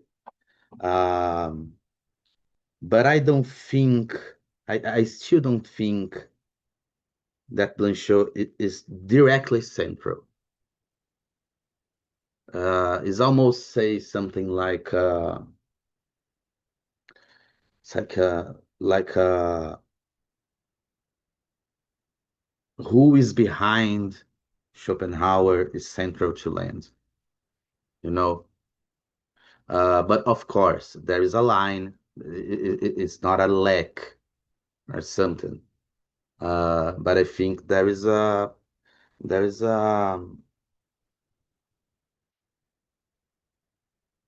something that you can be careful, because the old side in Serriu is not exactly the old side of Blanchot. Um, Deleuze, Foucault, Blanchot as kinds of triangle of exteriority. We can just say the one thing I can concede that um, um, there is no outside without Blanchot, but I think Land can. But this is only in the terms of influences, these rivers of influences. But I think, like we see in this session, land can be in one place uh, without necessary uh, walk in the unnecessary outer or something.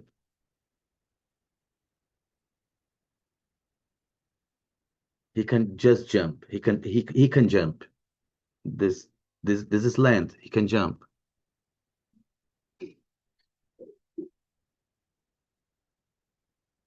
Sabe? Well, I want to ask you how Curtis Yerving and Len partnership and their real implication at MBL Missão here in Brazil, and where you think we can see this coming in Landy Early's works. What I see, I don't wait for any belly here appears here now or something. Yeah. If you understand the question, it's something like the great question that many people do, and this is a very important question that what in the early works are still lives in the present. I think that everything, nothing at the same time. Everything because the themes are there. The way to look some things are there. The way to conceptualization are there. But transformations in the way, especially after um,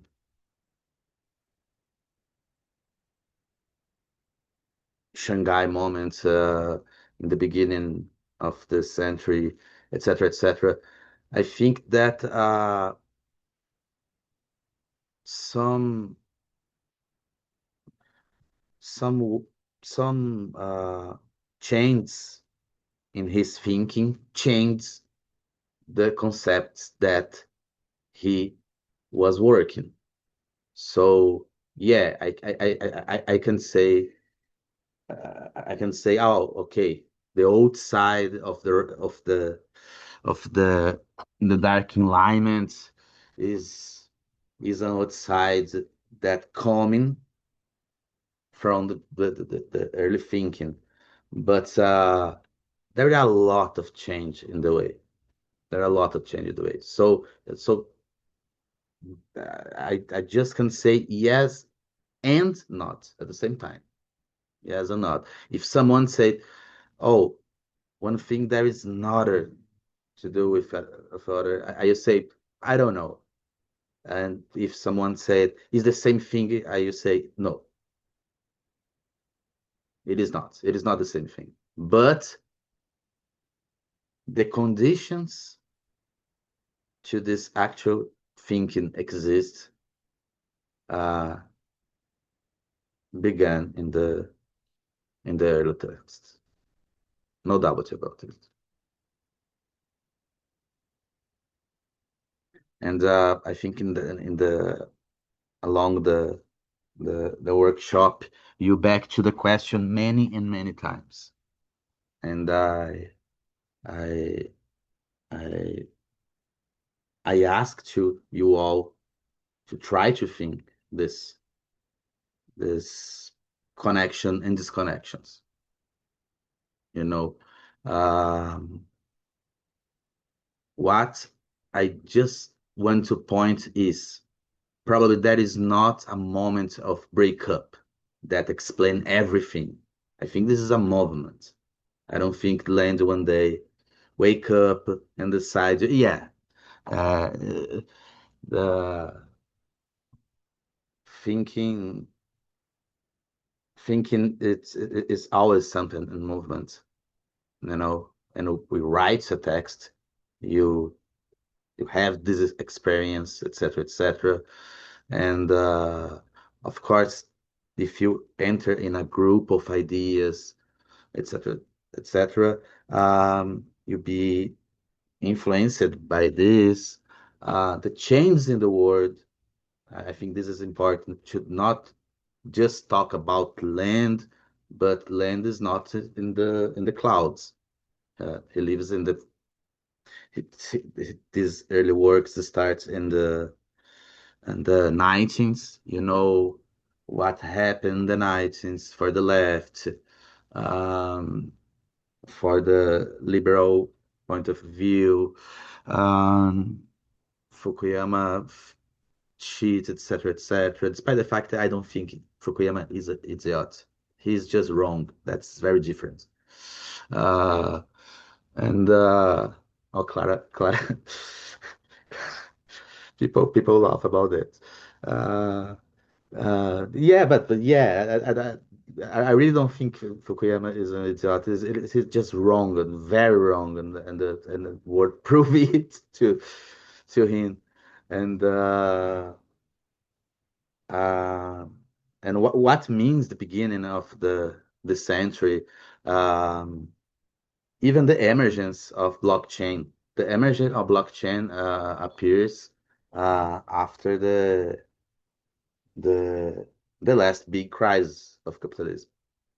You know, when Satoshi Nakamoto wrote the white paper of Bitcoin, he's thinking about all the problems, about the saving of the banks and all the crises that we already know, and 2038, etc., etc. So we have changes in the political space, and I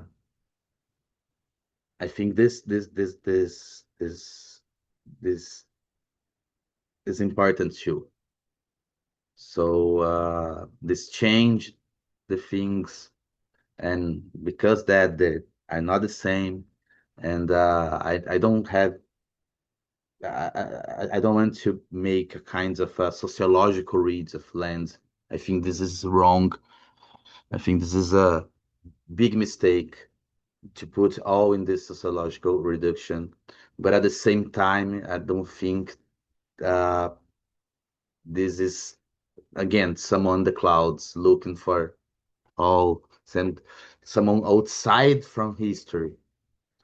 Yeah, what's funny, by the way, but I see some hands up. I don't know if I answer you. Probably not, but yeah, because okay, the promises is in the last session you talk about dark alignments, and I think until this moment we will have many materials of the guests, um, and my trial of the trial maybe help with think this right wing. Uh, I know that another thing. I really understand this hesitation about um, what this name give to some people, like the trial. So you talk about the devil, but yes and not, you know, yes and not. Especially today, because if someone talk that land is a devil, probably you disagree with that. I don't, maybe not in the 19s, but today with some new turns, etc., etc.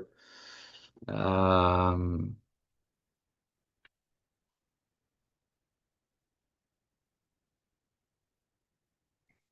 I think okay, I think some hands up, and I think JP maybe want to say something, or or Eduard, I don't know. All right. Um,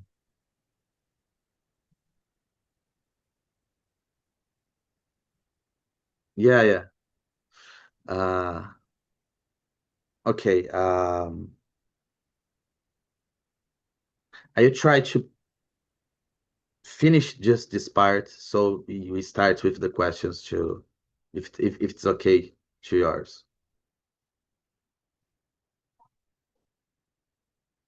Right, the last, okay. So I'll talk about this thing of lands with Gödel. What happened here?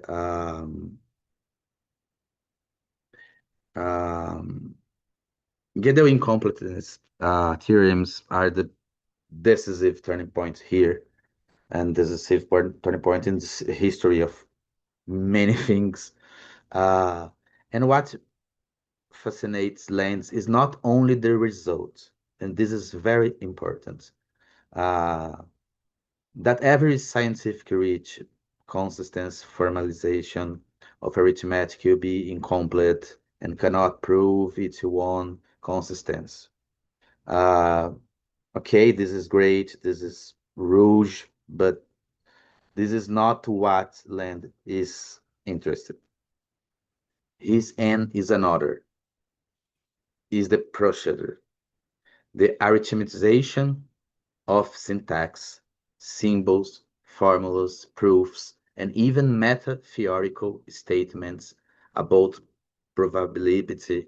Um, all of these uh, are all turned into numbers. What Gödel is doing, Gödel infects the whole formal field with kinds of abstract virus. No, nothing he touches fails to become number. The result of his great work, it just work because this gorgeous movement. Um, um, the first, I do this fast. The first incompleteness theorem shows that there are true arithmetic statements that cannot be proven within the system, and the second shows that no such system can prove its own consistency, open of inconsistency. In other words, thinking and Hilbert's famous phrase, uh, there is no ignorabimus. And well, it's what get a destroy. And after that, in the same way, Land is very interesting in counter set theory, plays a similar role in a different direction. Um, the in the move to arithmetize mathematics, Cantor abandons intuitive and geometric representations in favor of pure arithmetic writing. And his notion of cardinality involves a double abstraction. First, from the nature of elements, and then from the ordering, leaving a set of pure ones. And for Landis shows again that numbers are not are at once indices and data. They encoded and they operate. And this is because this is why he looked to the numbers and see tech. Um, but Lens doesn't stop to say welcome to the algorithm era or age. He pushes the idea that number practice precedes and exceed institutional mathematics. I know this is a kind of a point of discussion, etc., etc. But the idea is they arise, the numbers arise for lands spontaneously in any population that becomes an effective multitude. So games, music, money, calendars, all testify to a contagious numerical elements that is practical before it to be theoretical. you know. And the last movement that I will do in this overview is talk about the theory fiction. Yeah, because at the same moment, with very influence of CCRU moment, and I think this changed some things. Land starts to some experiments and thinking and still thinking in numbers. Uh, this is this is this idea of numbers is called insistence that plug into the technological mega complex of technocapital. This idea of pulsive numbers, abstract matter, money, data, transmission circuitry, market transducers, all these very nightings, hysteric. Um, as the point of the numbers become technology of steering, um, is something that puts us in the nomogram thing. I talk fast about that because we back this in another session with slowly um, attention. But once the numbers are free from their overcoding, are metrics, they tend to become diagrammatic. So they can be linked to each other for formal reasons rather than the semantic ones. And this is one thing that you become. The nomogram built by Landian and CCRU is the clearest example. The nomogram is a diagram that links decimal digits via kind of peculiar arithmetical properties, different sums, currents, channels, and the complementaries and returns inside the nomograms have no inherent meaning. This is very important. There is no inherent meaning in the nomogram. And I know that not this is not an interpretation that all people interested in land will agree. But I think in one first moment, this is the most important part. No, uh, there is no meaning in nomogram.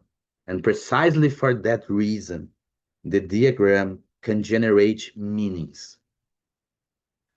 Epiphanies, coincidence, monsters, correspondences, all the things you can look in the CCRU, the demons, all of this exists because all of this monsters and things exist because the nomogram has no an inherent meaning.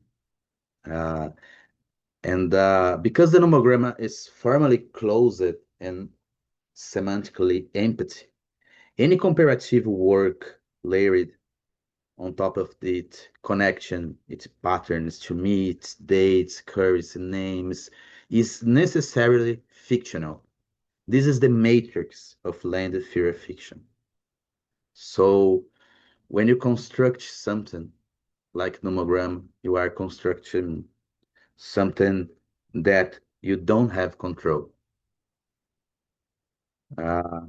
Nibel is an empty shell, okay. And Mark Fisher captured this very well. This hyphen in fear of fiction doesn't mark a new fusion of theory and fiction. It marks the dissolution of their opposition. Uh, uh, Fiction does not just contain theory; it produces it. And for Fisher, under Lander influence, this blur had real practical potential. The texts and that become after that like geotrauma uh, is a kind of example of this. And in the ends of the to finish in the ends of the these texts uh, appears more and more the figure of Lovecraft. Why? Because finally Lovecraft uh, is someone uh, that if I can say something about all these authors, I can say just one thing, and this can be interpreted in very in different ways. And there is maybe Lange is someone that in this phase is in accord just with Lovecraft after all this run. You know, uh, Cthulhu is the central figure here. As an enormous Saurians Sepaphtalo entity. Uh, but the speculation about this monster um, go in the way that something that Hollowback drowns the same. There is a conclusion is to imagine how some other level of intelligence they will threat us if we came into contact with them. What will happen? We will have a one section dedicated to intelligence, but here is the thing. To lands uh, probably inferior intelligence. Uh, that this lack of intelligence. You already have an example of what can be happen. That is what we do with rabbits or frogs. At the best, they serve as food. Often we kill them for fun. That Lovecraft warns in the realistic imagine of the future relationship with another intelligence, super intelligence, this thing. Perhaps a few of a beautiful specimens will end up in a kind of a dissection table, and that will be all. And for Land Cthulhu, um, is a kind of final prophecy where humanity becomes as the great ones, free and wide and beyond God, good and evil, without laws and morals. And this is the Landian horizon. Um, and I think with this end, we already can realize the land that we know today. The question is how one thing goes to other. And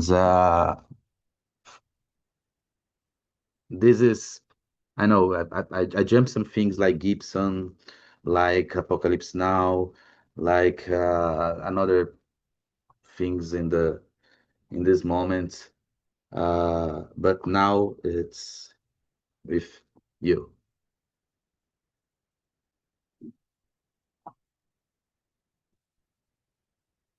Let's go, Murilo. So I was just wondering now with all this talk about the meaninglessness of numbers and how he takes that from ghetto. If you think that this work that Land establishes with these themes has something to do with how Lacan works with the concept of the materiality of the signifier, because as I understand, they stem from the same ideas regarding this idea of the meaninglessness of the the written the written letter that Lacan talks about. But I'm starting to think about this contrast between Land and Lacan over this topic, and I think the thing is they draw different consequences from this idea of the how this meaningless structure shapes human reality.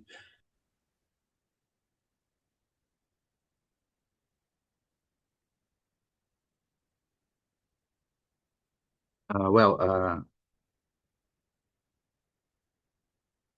no, I think that there is a difference in between the Lacanian framework here because um, this idea of lack in Lacan is not a kind of lack uh, in nature. It's not a lack. It's not a cosmological lack. It's a lack that happens because the human being is forced to live in the symbolic order. And the symbolic order uh, is incomplete. Is incomplete, and but not in the same way that Gödel points the incompleteness, because people usually and this is important to look. Uh, uh, Land is looking for the procedure, for the way that Gödel do the things with the good numbers, and the results is very less important, um, because the results of Gödel don't destroy mathematics, destroy a a historical way that people in that period look to mathematics, but mathematics with itself can change it, can you know um, what was destroyed is um, a certain space, but not the horizon. And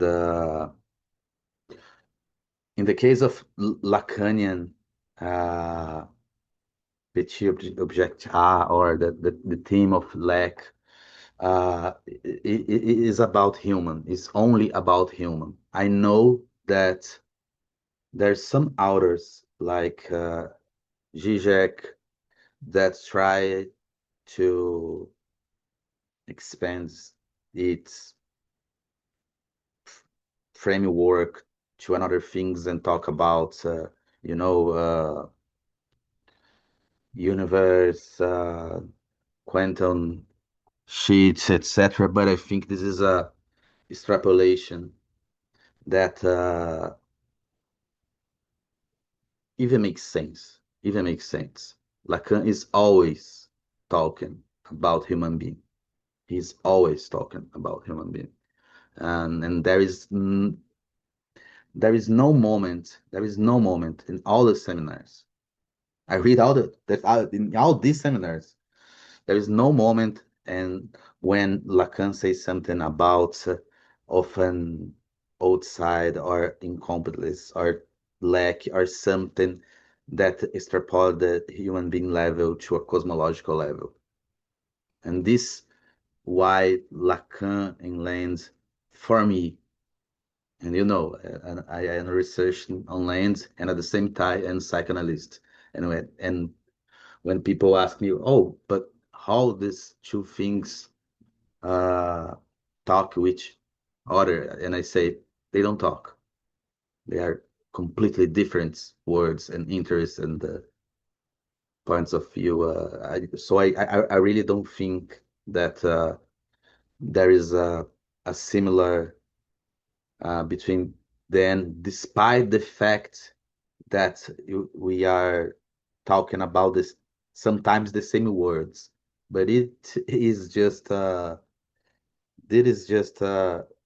one thing that Lacan talk about it, since the beginning. That is, yeah, language can be.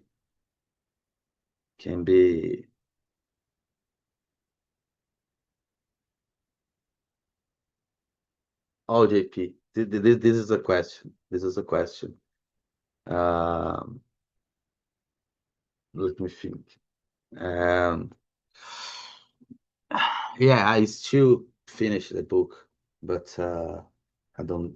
I still don't do that, and he it is there, and but I am the half, and yeah, I don't have problem to say I know very impressive with that, and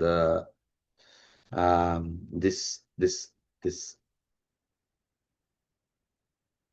searching for expand Lacan or another things to cosmological uh,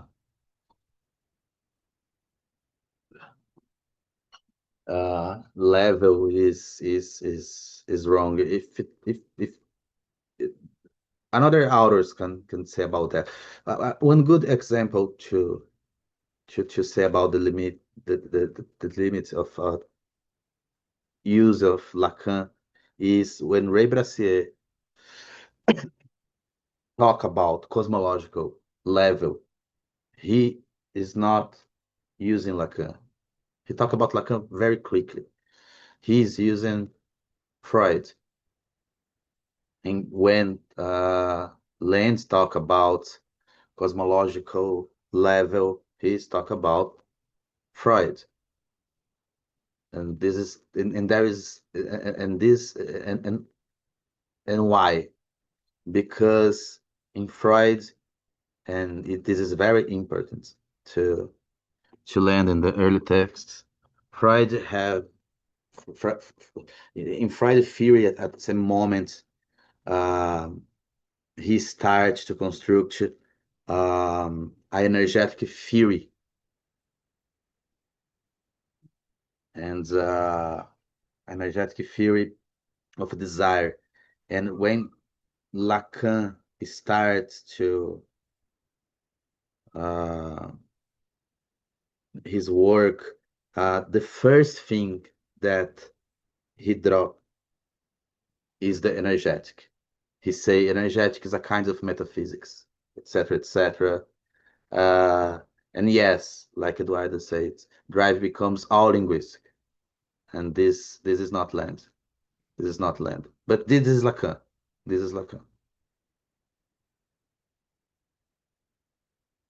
Okay, we have more 7 minutes because yeah, we extrapolate sometimes. Someone wrote to me, okay, hasn't I got to study, but 7 at max.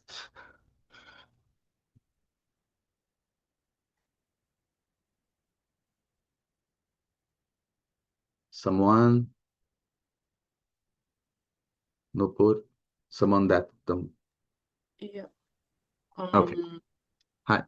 I mean, hi, maybe this is like a very kind of elementary question, and maybe we'll answer it in the upcoming sessions. But talking earlier about kind of the thematics of trial and judgment, and this is a kind of larger question that I've been asking myself when I began engaging with land many years ago, is and I'm still struggling to find an answer to this as well, is how do you think should we evaluate a philosophy that's, rejecting politics, does it become like kind of descriptive? Is it performative, or is it, irresponsible? And maybe, I mean, rejecting is a wrong word. It's easy to say that Land is an advocate for capitalism with the kind of shallow reading, but which I don't believe is entirely true, but rather that he sees that there is no alternative visible to him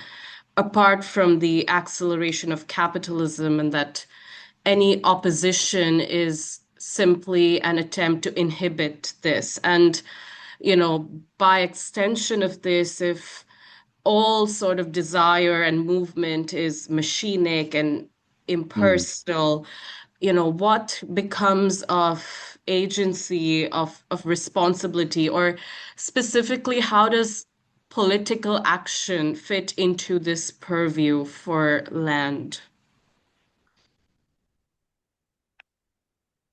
Okay. I will, if Murilo don't be sad with that, I will finish with this question. It's okay, Murilo, you don't hate me. All right. Oh, okay. So I hate you, but okay. I think that the I can put the thing in this way. Uh, some people ask why this workshop seminar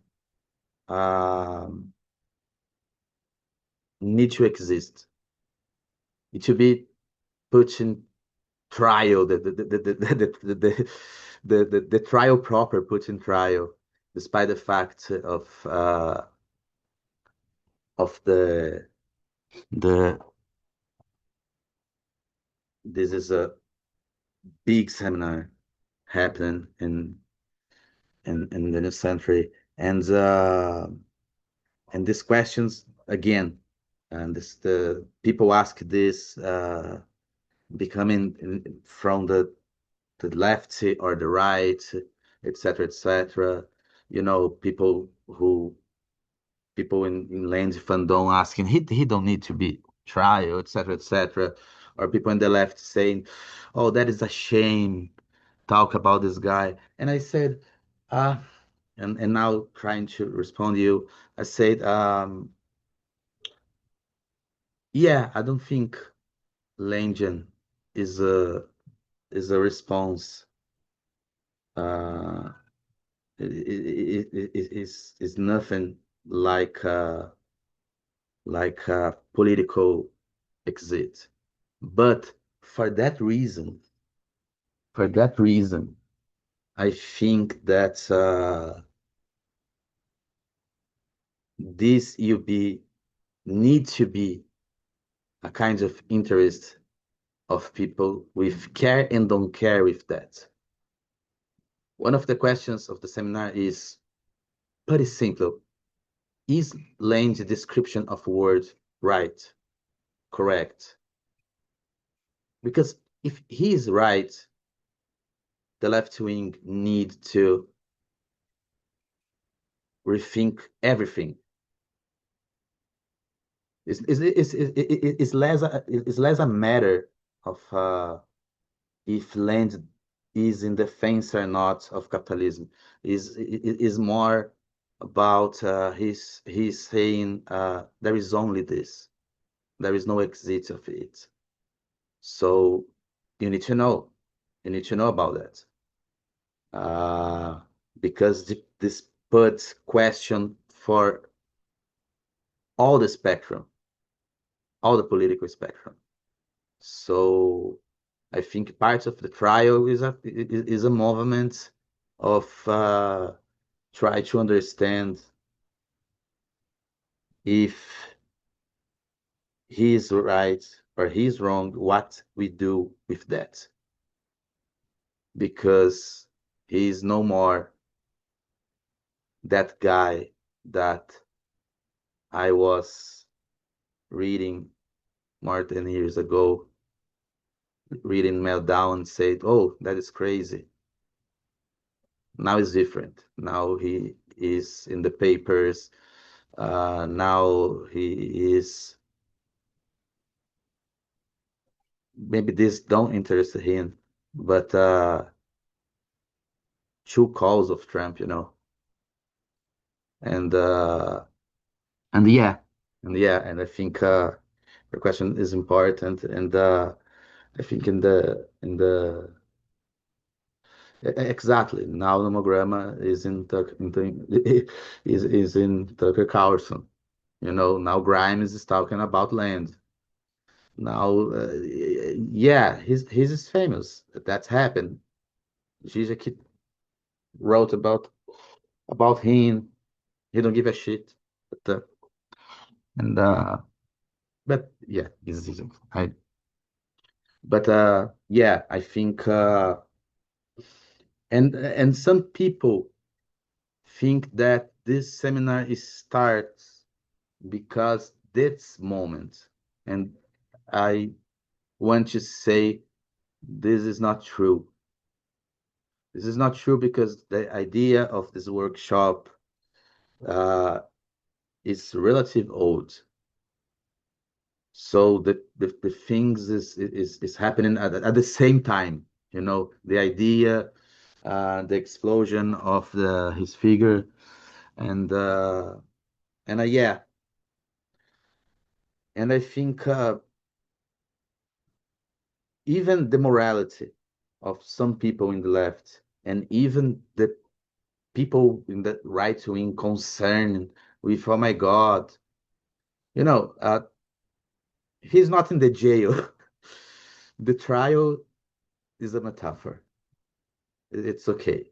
It's okay. But the consequences, maybe not, because I, this is my desire. I think that at the end of this workshop, each one will exit of this with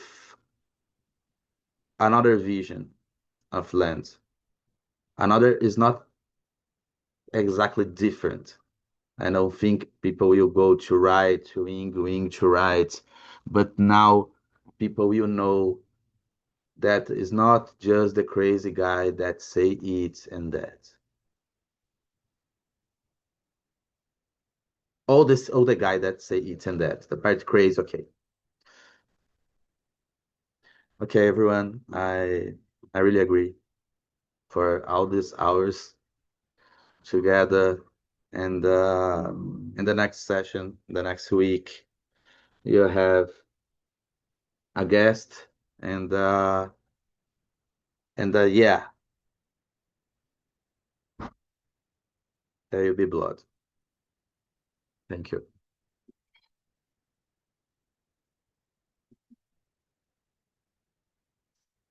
Who is the guest? Hasan Agaristan.